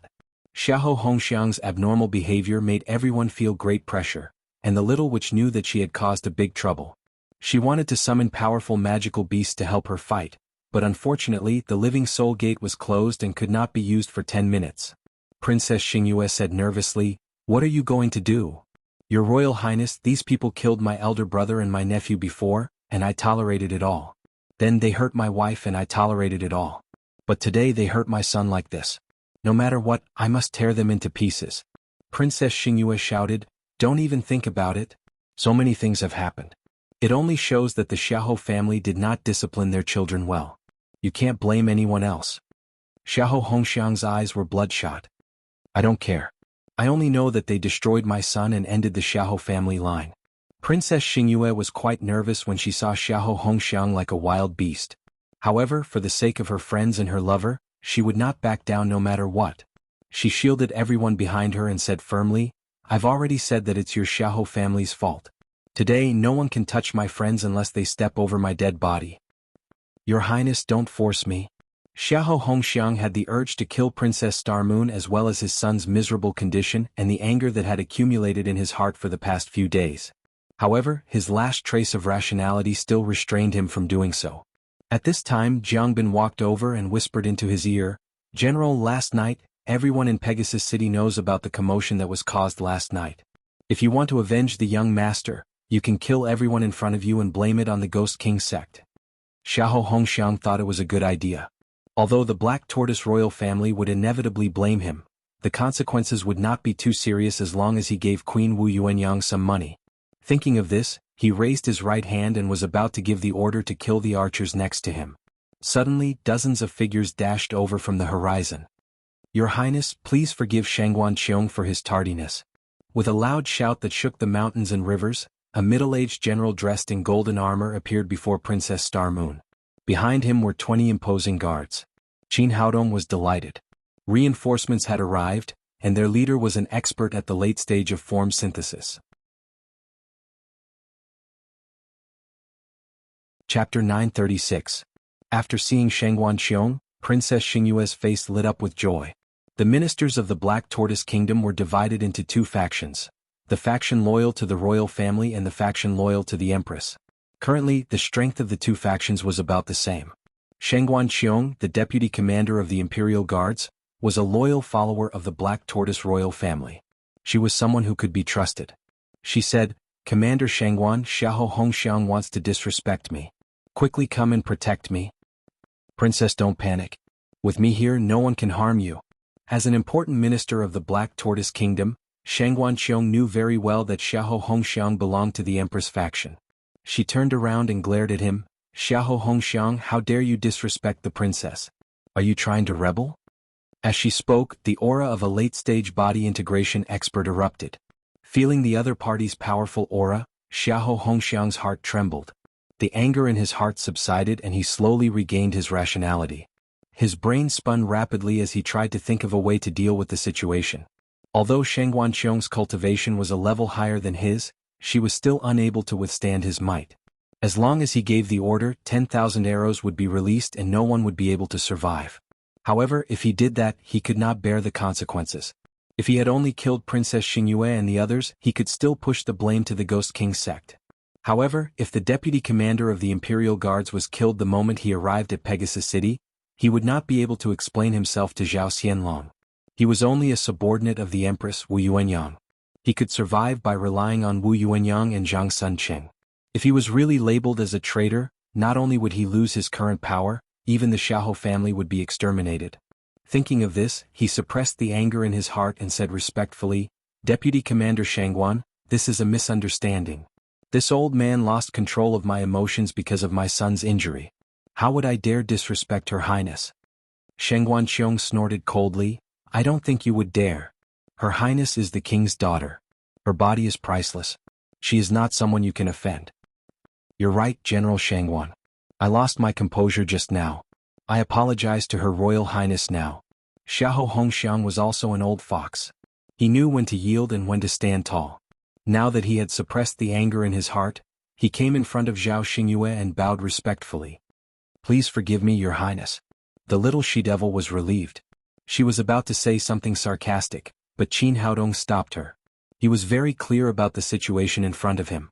The only thing that could suppress Xiahou Hongxiang was not their strength, but the power of the royal family.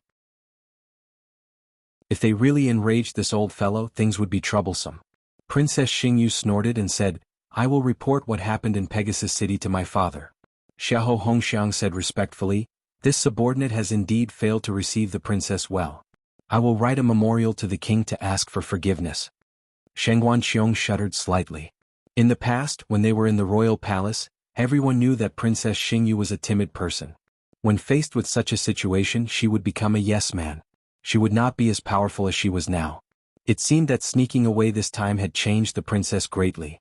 Xiahou Hongxiang said again, "Your Highness General Shengguan, please come to my castellan mansion. I will hold a banquet to apologize to you." Princess Xingyu said, "I don't dare to eat at your banquet." This was the truth in her mind. The longer they stayed in Pegasus City, the more danger they would face. It was better to leave as soon as possible.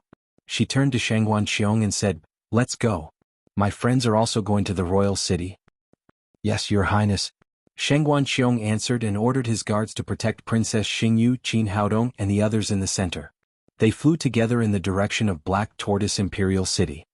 Your Highness, Your Highness." Shengguan Hongxiang Jiang Bin and his soldiers bowed together. It was not until Princess Xingyu and the others disappeared into the sky that he slowly stood up. An uncontrollable hatred flashed in his eyes. He dismissed the soldiers around him and said to Jiang Bin with gritted teeth, "Immediately select 3,000 soldiers. We will follow. As soon as Princess Xingyu leaves Pegasus City's territory, we will immediately take action. Whether it is Princess Xingyu or that Qin brat, we will kill them all. Leave no one alive." "Yes, Your Highness." Jiang Bin was his loyal confidant. He would not hesitate to make a move against the Black Tortoise royal family.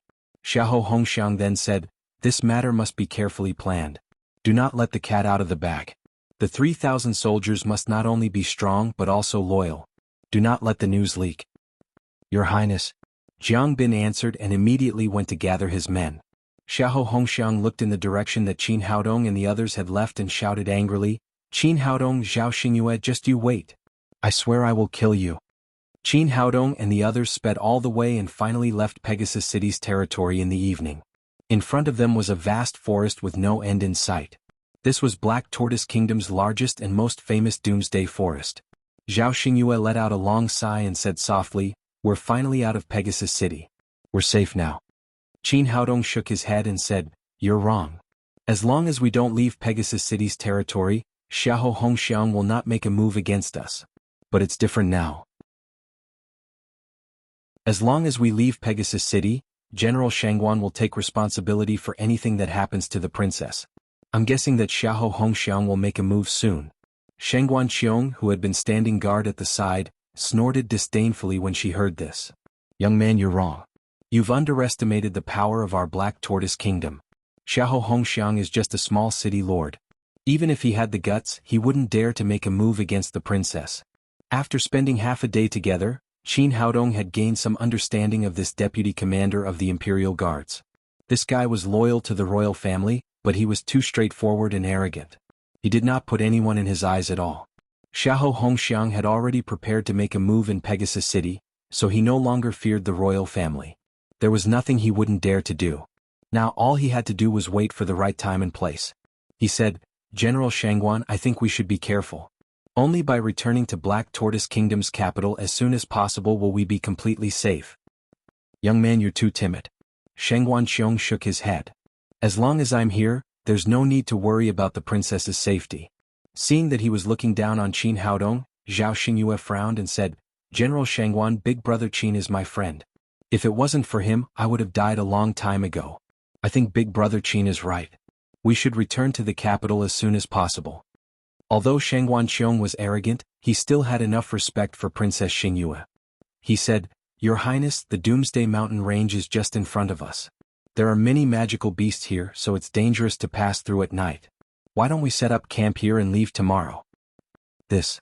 Zhao Xingyue looked at Qin Haodong wanting to ask for his opinion. Qin Haodong thought about it. Even someone as arrogant as Shengguan Qiong said that the Doomsday Forest was dangerous.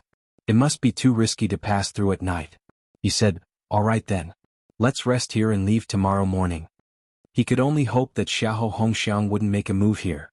Shengguan Qiong chose a flat valley and ordered his guards to clean up the area and set up tents. The group of more than 20 people set up camp here. After everything was ready, everyone sat together and chatted while roasting the game they hunted.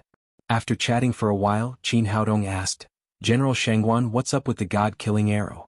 It looks like an ordinary arrow, but why do I feel like it's very powerful?" He had this question the first time he saw the god-killing arrow, but he didn't have a suitable person to ask. The people around him were all students of the Black Tortoise Academy.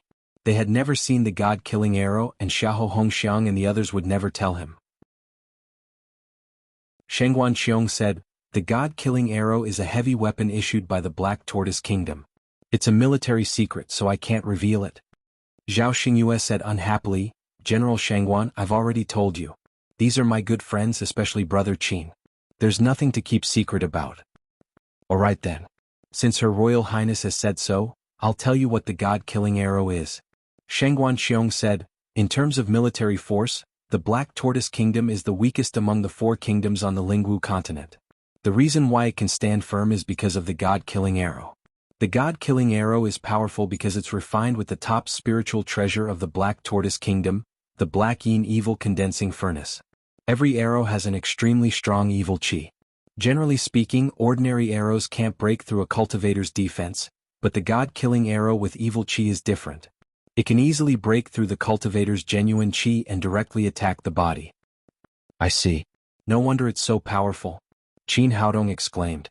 Generally speaking, after one's cultivation reached the divine transformation realm, ordinary bullets couldn't break through the genuine qi, but the god-killing arrow had such power. Shengguan Qiong said, "Of course.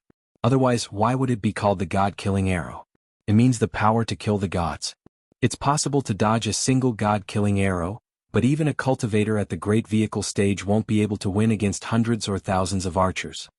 The little witch said, "If it's so powerful, why didn't the Black Tortoise Kingdom unify the Lingwu continent?" Shengguan Qiong said, "It's not that simple. Every time the Black Yin Evil Condensing Furnace is activated, it consumes a lot of top-grade spirit stones, so the god-killing arrow can't be produced on a large scale. It's good enough that we can protect ourselves.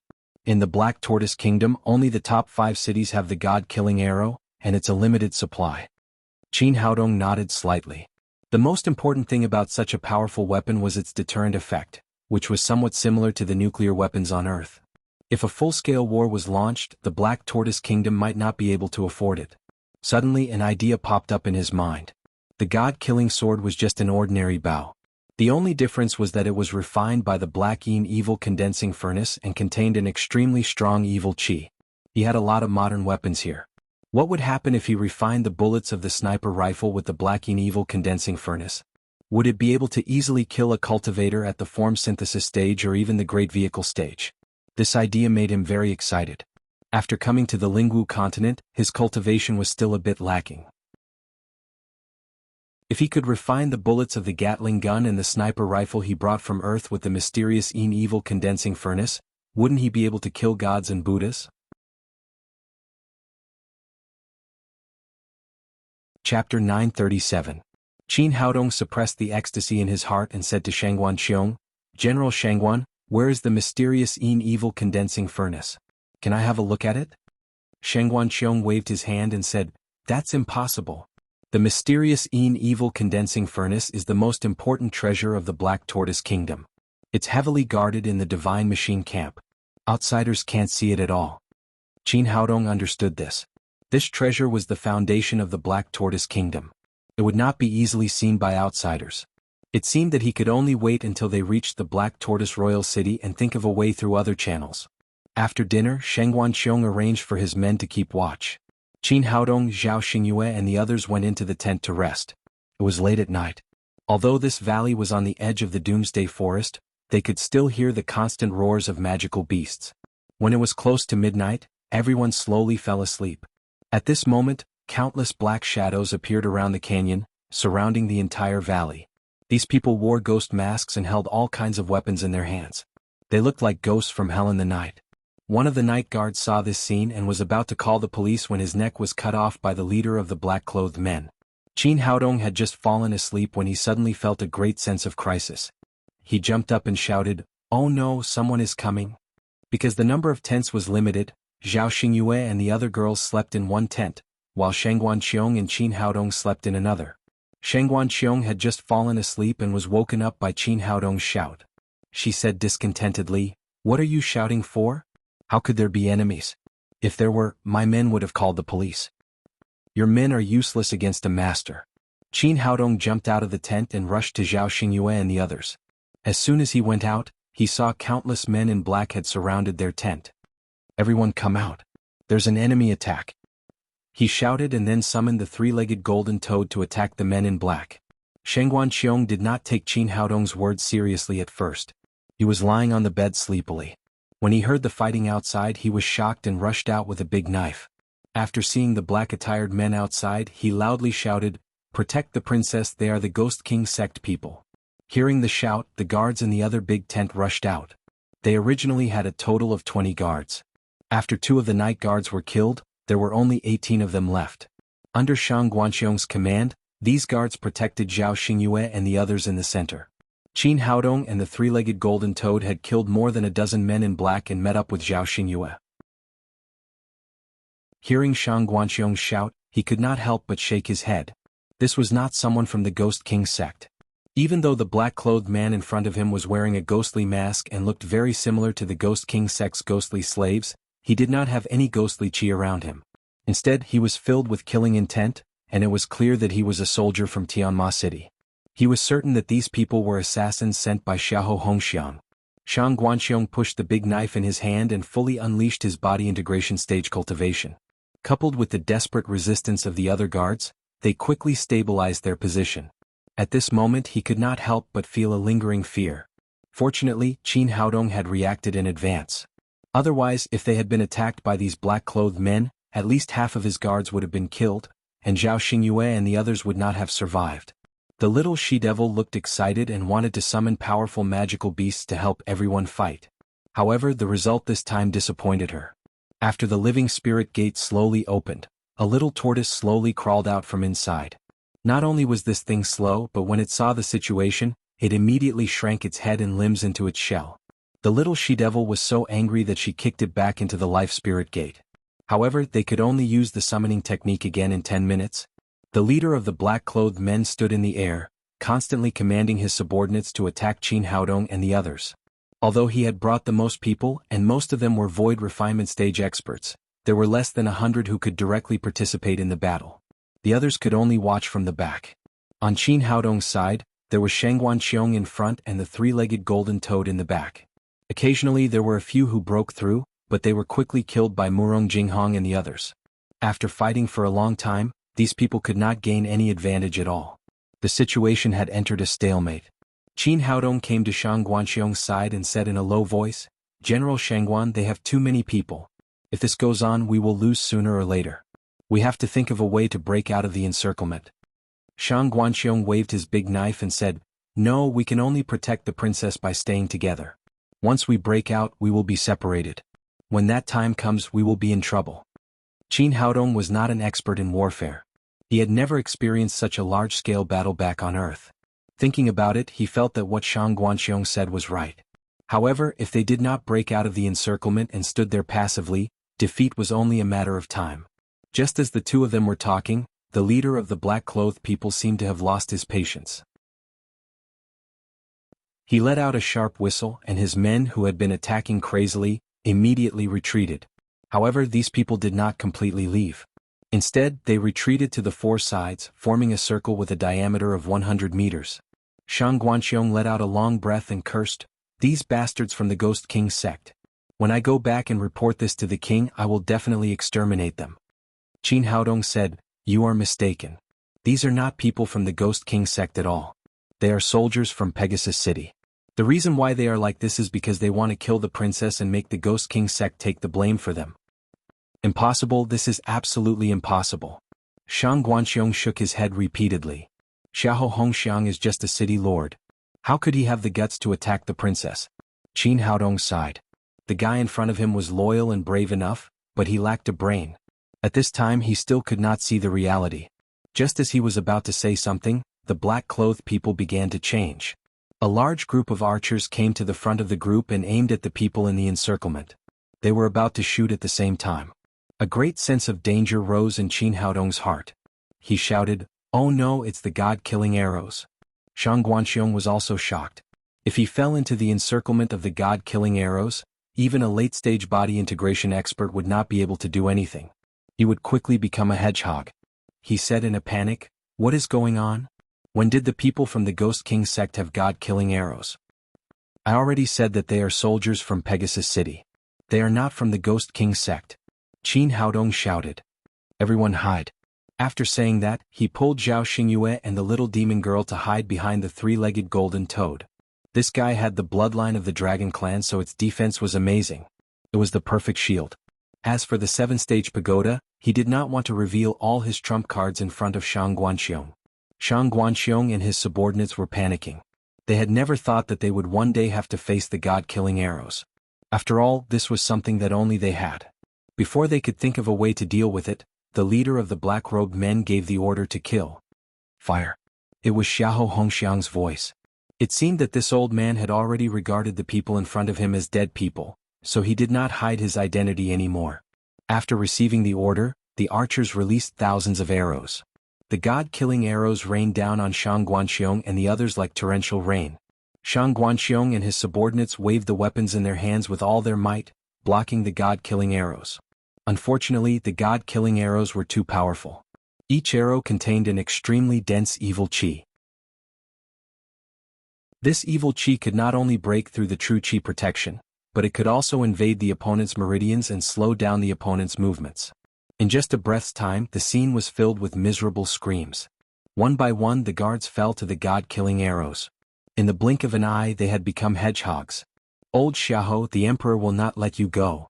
Shang Guanxiong's eyes were red and his eyes were wide open. However, anger was useless at this time. In the blink of an eye, the god-killing arrows had also broken through his defense. A god-killing arrow pierced through his right chest. Then the arm that held the saber and both legs were pierced by the god-killing arrows. Shang Guanxiong spat out a mouthful of blood and fell to the ground with a thud. As for Qin Haodong's side, although the three-legged golden toad had the blood of the dragon clan and had amazing defense, these god-killing arrows were too powerful. Each arrow could break through its defense and cause a string of blood to bloom on its skin. Although these were only superficial wounds and were not fatal, it would not be a solution for a long time. Seeing that Shang Guanxiong was seriously injured and fell to the ground, Qin Haodong no longer hesitated. A ray of golden light shot out from his forehead and covered Zhao Xingyue, the little witch Shang Guanxiong and the others. Then they disappeared from the scene in an instant. As soon as they left, countless god-vanquishing arrows were shot at the place where they had stopped. Where is he? Why did he suddenly disappear? Xiahou Hongxiang no longer hid his identity. He directly took off the ghost mask from his head. Jiang Bin stood next to him and said, "Yes, where did Qin Haodong go? Why did so many people suddenly disappear?" Just as they were puzzled, there was a sudden buzzing sound, and then an overwhelming number of small black dots appeared in the night sky. Ah! Several soldiers standing at the forefront suddenly let out heart-wrenching screams, and then they were swallowed by the small black dots, turning into white bones in the blink of an eye. These are phantom flying ants. After seeing the true identity of these small black dots, Xiahou Hongxiang was shocked. The phantom flying ants were only 4th-grade magical beasts. One of them would not cause much damage to the soldiers and they could be killed easily. However, there were tens of thousands of phantom flying ants in front of them, like dark clouds. This was not something that ordinary soldiers could fight against. Although the god-killing arrow was powerful, it was only for cultivators. For these small ants, it was like using a cannon to kill mosquitoes. It did not have much effect at all. Moreover, the quota of god-killing arrows was limited. The wave of attacks just now had consumed a lot of them, and the remaining ones were not enough for him to squander. Originally, Xiahou Hongxiang wanted to send people to search, but seeing the scene in front of him, he could only order a retreat. Retreat, retreat quickly. After the order was given, the soldiers immediately retreated like a tide. Even so, there were still dozens of white bones left. Xiahou Hongxiang led his men and retreated dozens of kilometers. Seeing that the illusionary flying ant wasn't following them, he stopped. Jiang Bin said, "General, what happened today is really strange. Where did that Qin Haodong go? Where did these phantom flying ants come from?" Xiahou Hongxiang thought for a moment and said, I guess it's very likely that this guy has a magic weapon that can teleport, and he escaped with the power of the magic weapon. As for these damn ants, God knows where they came from. Jiang Bin said with a solemn expression, this guy has escaped from the sure kill trap. If they get to the capital, will they cause trouble for you?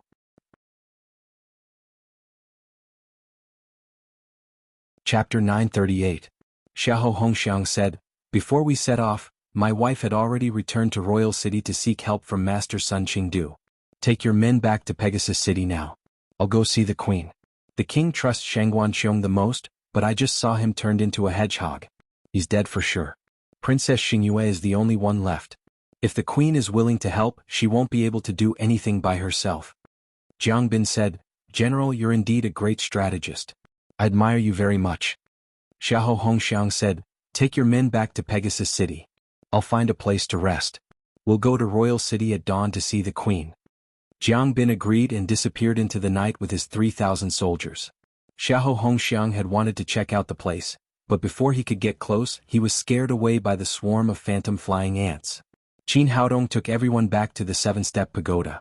He first checked the 3-legged golden toad's injuries. It was indeed a magical beast with dragon blood. The wounds caused by the god-killing arrow had healed, but it was a little dispirited due to excessive blood loss. Seeing that it was fine, Qin Haodong put it into the spiritual beast bag to recuperate. Then he turned to look at Shangguanqiong. The deputy commander of the Imperial Guards had been shot by 9 god-killing arrows and was unconscious on the ground. His breath was getting weaker and weaker and he was only a step away from death. Qin Haodong checked his injuries. Of the 9 god-killing arrows, only the one that had pierced through his right chest had caused the most damage. The others were just flesh wounds. Fortunately, he was here today. Otherwise, Shangguanqiong's life would have been lost here. He first sealed the acupoints on his chest with silver needles, then slowly took out the god-killing arrow and used the heaven-reversing needle technique to repair his injured meridians. After a series of treatments, Shangguanqiong's face slowly regained its color. It seemed that his life was saved. Qin Haodong applied the medicine to his wounds, fed him a healing pill, and sealed his sleeping acupoint. The 7-step pagoda was his last trump card, so he didn't want Shangguanqiong to know about it. He couldn't let him wake up for the time being.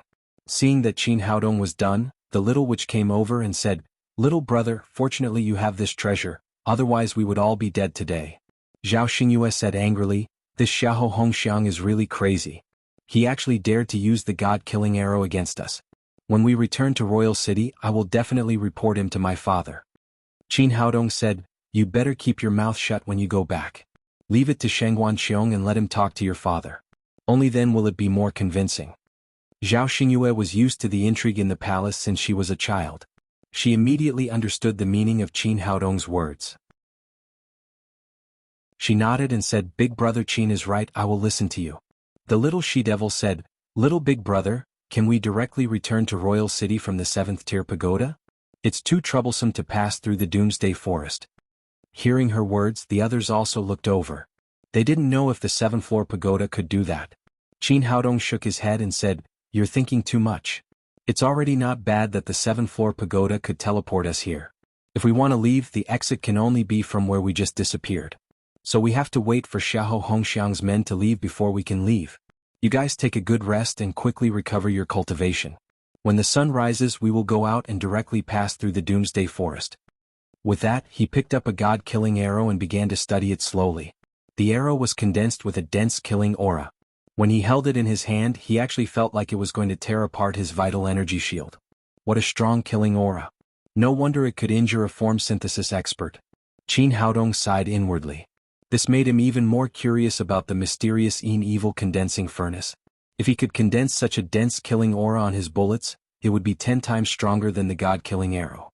After a few hours, when he felt that it was about time, Qin Haodong led everyone from the 7th-floor pagoda back to the small valley at the edge of the Doomsday Forest. At this time, a red sun slowly rose. The traces of the battle last night were still there, but Xiahou Hongxiang's army had completely retreated. Qin Haodong stored all the illusionary flying ants into the 7th-floor pagoda and raised his hand to unseal Shangguanqiong's acupoints. Where am I? Am I already dead? The moment she was shot by the god-killing arrow, Shangguanqiong thought that she would definitely die. She never expected to see the rising sun again. Could there be a sun in hell? The little she-devil said, You're not dead. Brother Qin saved you. Otherwise you would really be dead. Thank you for saving my life, little brother. After a night of rest, his injuries had recovered by 80%. He stood up from the ground and turned to look at Zhao Xingyue. Your Highness, are you all right? Zhao Xingyue said, I'm fine. That's good. Sheng Guanqiong heaved a sigh of relief and cursed angrily, that old bastard Xiahou Hongxiang, I definitely won't let him off. After calming down, she asked again, Little brother Qin, how did you get out of that situation last night? Qin Haodong had already thought of an excuse. Yesterday we were on the brink of death, but then a large number of phantom flying ants suddenly appeared, which made Xiahou Hongxiang's men retreat. As he spoke, he pointed to the sparkling white bones next to him. Look, those are Xiahou Hongxiang's dead men. Sheng Guanqiong was not too scheming. After seeing the dead bodies and the god-killing crossbows on the ground, she immediately believed Qin Haodong's words. This is Her Highness's great fortune, and Xiahou Hongxiang deserves to die. Princess Xingyue said, Let's hurry back to Royal City and report what happened here to Father. Sheng Guanqiong nodded. Everyone rose into the air and flew in the direction of Royal City. After flying for 6 or 7 hours, they finally arrived at the capital of Xuanwu Kingdom at noon. Compared to Pegasus City, the area of Royal City was twice as large. The city walls were tall and the population was large. It looked extremely prosperous. Sheng Guanqiong said, Flying is forbidden in Royal City. Let's go down and enter through the city gate. After saying that, he landed on the ground and showed his waist tag to the soldiers guarding the gate. Then he led everyone into Xuanwu Royal City. After walking through the city gate, Qin Haodong faintly felt the fluctuations of a formation. It should be a large-scale formation that restricted flying of cultivators. Sheng Guanqiong said to Zhao Xingyue, Princess, when we came out, His Majesty specifically told us to go to the palace to see him as soon as we bring you back to Royal City. Zhao Xingyue nodded. She knew that they had to pass this hurdle eventually. Everyone walked toward the palace together. The palace of Xuanwu Royal City was magnificent. In terms of scale, it was larger than the Forbidden City on Earth, and the buildings were taller. The security here was tight, and palace guards could be seen everywhere ready for battle. Sheng Guanqiong was the deputy commander of the Imperial Palace, so she was very familiar with the situation here. Soon she led everyone to King Zhao Xianlong's palace. After being notified, Zhao Xingyue brought Qin Haodong and the others to see the king. This was the palace, not the main hall, so it didn't look so dignified. After entering the door, Qin Haodong saw a middle-aged man in his 50s sitting on the main seat opposite. There was a dignified aura in his eyes. This man should be Zhao Xianlong, the king of Xuanwu Kingdom. Next to him sat a middle-aged woman wearing a phoenix crown and a red robe. She was Queen Wu Yuanyang. Although she was old, she still looked beautiful. Compared with girls like Zhao Xingyue, she had a mature and sexy charm. But if one looked closely, they could see that there was a fierce aura between this woman's eyebrows. At first glance, they could tell that she was not an easy person to get along with. Sheng Guanqiong stepped forward and bowed, saying, Your Majesty, I have brought Her Highness back safely. Zhao Xingyue followed and said, Father, Mother, Xingyue is back. Zhao Xianlong looked at his daughter, who he hadn't seen for a long time, and snorted coldly, You are getting bolder and bolder. How dare you sneak out of the palace? Do you know how worried your mother and I have been these days? Zhao Xingyue said, Father, you are right. It's Xingyue's fault this time. Wu Yuanyang said, Your Majesty, it's good that Xingyue is back safely. Don't blame her so much. Seeing this woman speak for Zhao Xingyue with a smile, Qin Haodong thought to himself that this woman was very shrewd and good at hiding daggers in her smile. He must be careful when dealing with her in the future. Zhao Xianlong said, Since your mother is pleading for you, I will let it go this time. Don't do it again in the future. Zhao Xingyue bowed again, Thank you, Father and Mother. Zhao Xianlong's expression eased a lot. He said, How are you doing outside? Did you suffer any grievances? Zhao Xingyue said, I have a good life in Xuanwu Academy and learned a lot. My cultivation has improved from the late stage of Divine Transformation Realm to the late stage of Void Training Realm. According to Qin Haodong's instructions, she didn't take the initiative to mention Xiahou Hongxiang. She waited for Sheng Guanqiong to take the initiative to mention it. Good.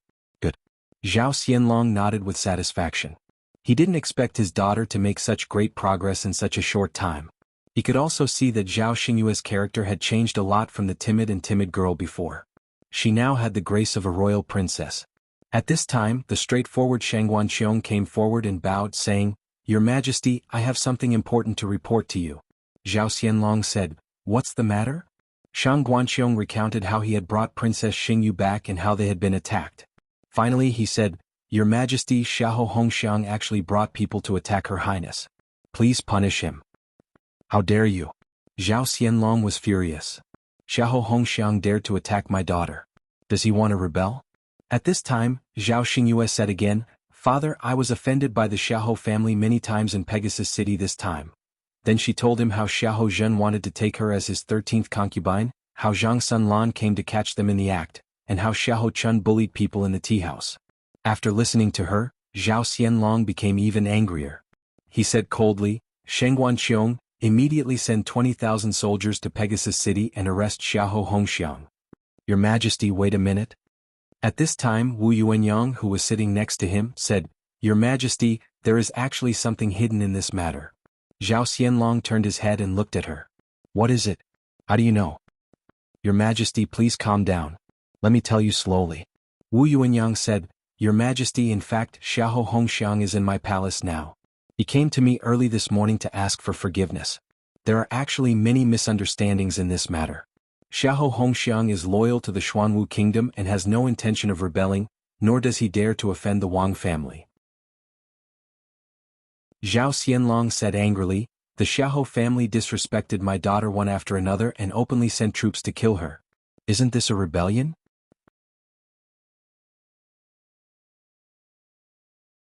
Chapter 939. Wu Yuanyang said, "Your Majesty, as far as I know, it was not the soldiers of Pegasus City who tried to kill Princess Xingyue.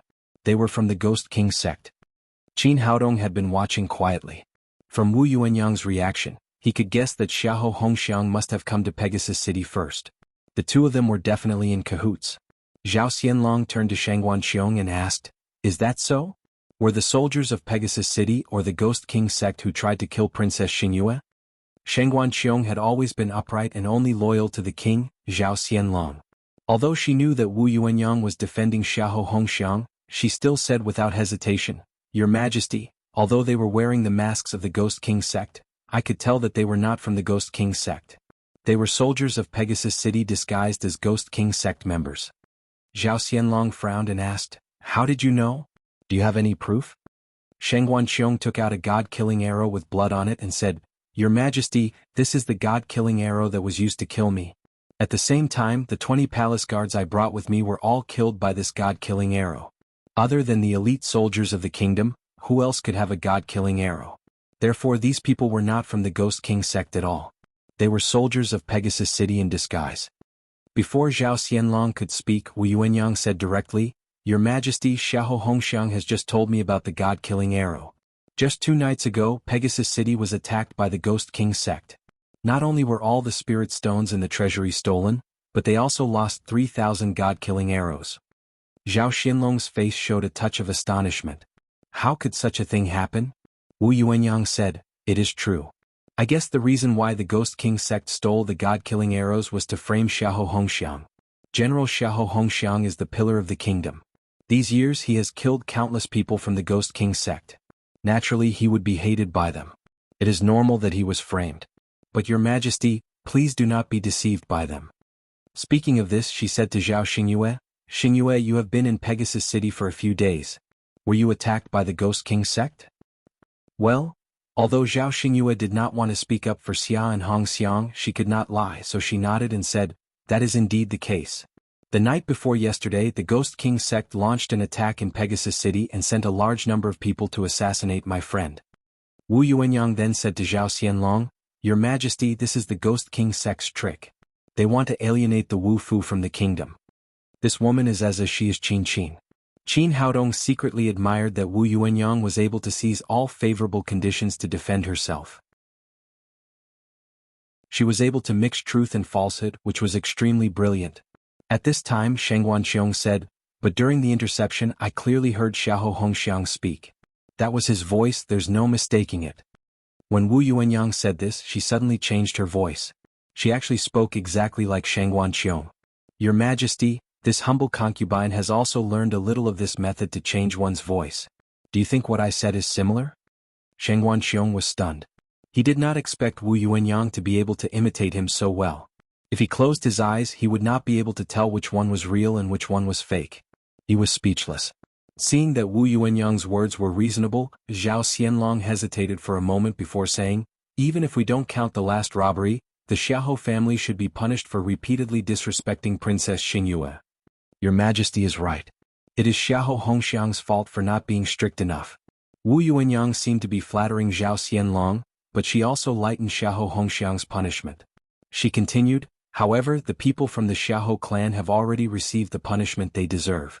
Xiahou Zhen is dead, Xiahou Chun is now a cripple, and even Zhang Sunlan has been severely punished by Xiahou Hongxiang. General Xiahou Hongxiang has promised me that he will strictly discipline his family when he goes back. This kind of thing will never happen again." Impressive. Wu Yuanyang's performance was not inferior to the heroines in court dramas. With just a few simple words, she was able to dispel Xiahou Hongxiang's crime of rebelling. Zhao Xianlong said, "Let's put this matter aside for now. Shengguan Qiong, send someone to investigate and see if there is any other relevant evidence. If Xiahou Hongxiang is really rebelling, I will not let him off easily, but I can't easily wrong a loyal official." "Your Majesty." Having said what needed to be said, Shengguan Qiong retreated to the side and did not speak again. Zhao Xingyue was unwilling to give up and was hesitating to say something. At this time she heard Wu Yuanyang say, "Your Majesty, Xingyue is not young anymore. Sister Qin has already arranged a marriage for her, but the girl secretly ran away. Now that she is back, do you think it is time to set the marriage?" Previously she had already betrothed Zhao Xingyue to Qin Xuanling's son, Qin Rui.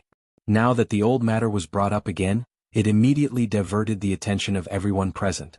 At this time, not only Zhao Xianlong, but also Zhao Xingyue's attention was shifted to this marriage. She said eagerly, "Father, I want to decide my own marriage." "Xingyue, you are wrong." Wu Yuanyang put on a respectful expression and said, "Since ancient times, marriage is decided by parents. Although your mother passed away early as your aunt, I have to be responsible for your marriage. I have seen Qin Rui. Not only is he handsome, but he is also very talented.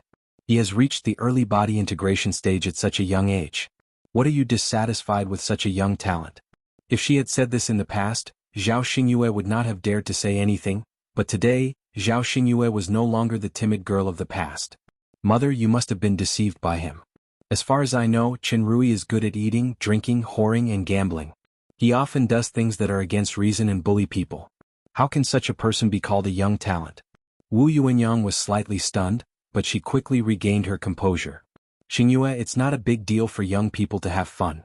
You are the princess of our Black Tortoise Kingdom. As long as you marry him, he will listen to you and do whatever you want. The most important thing is that Qin Rui is really capable. He has reached the body integration stage at such a young age and is known as the eight-armed divine dragon.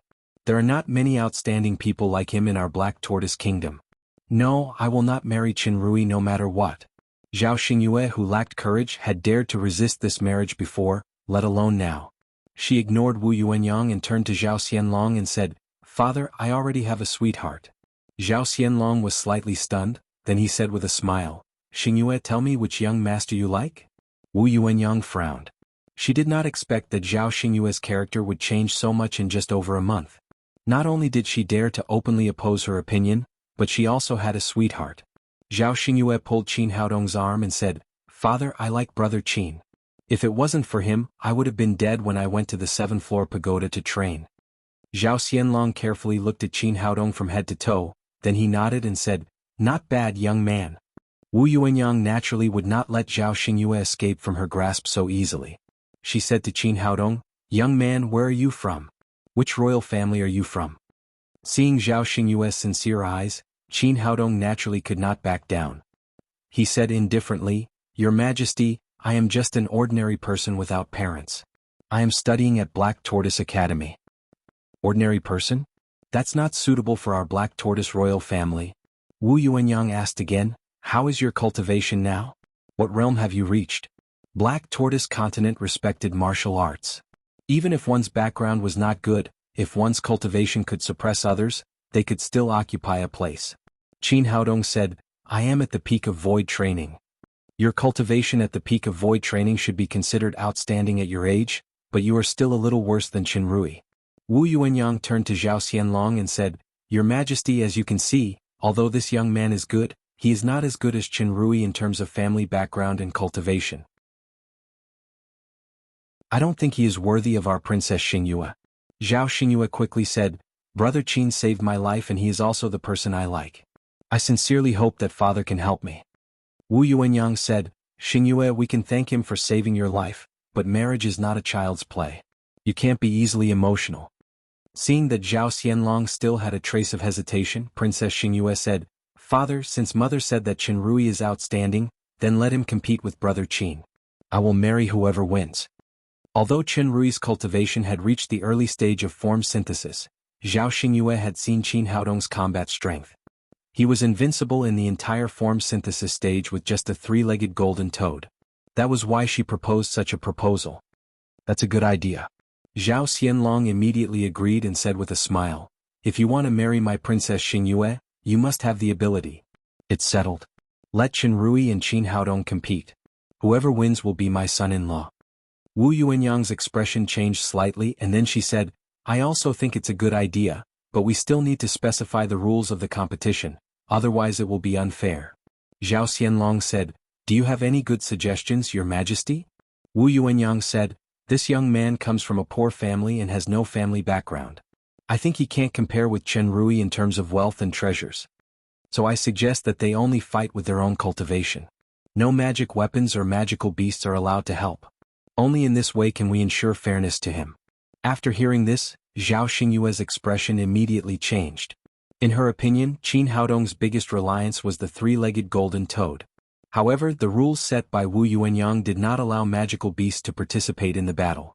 On the surface, it seemed that she was helping Qin Haodong, but in fact, it directly weakened his combat strength. Qin Haodong looked indifferent.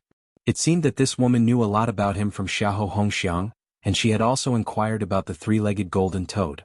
However, he did not care.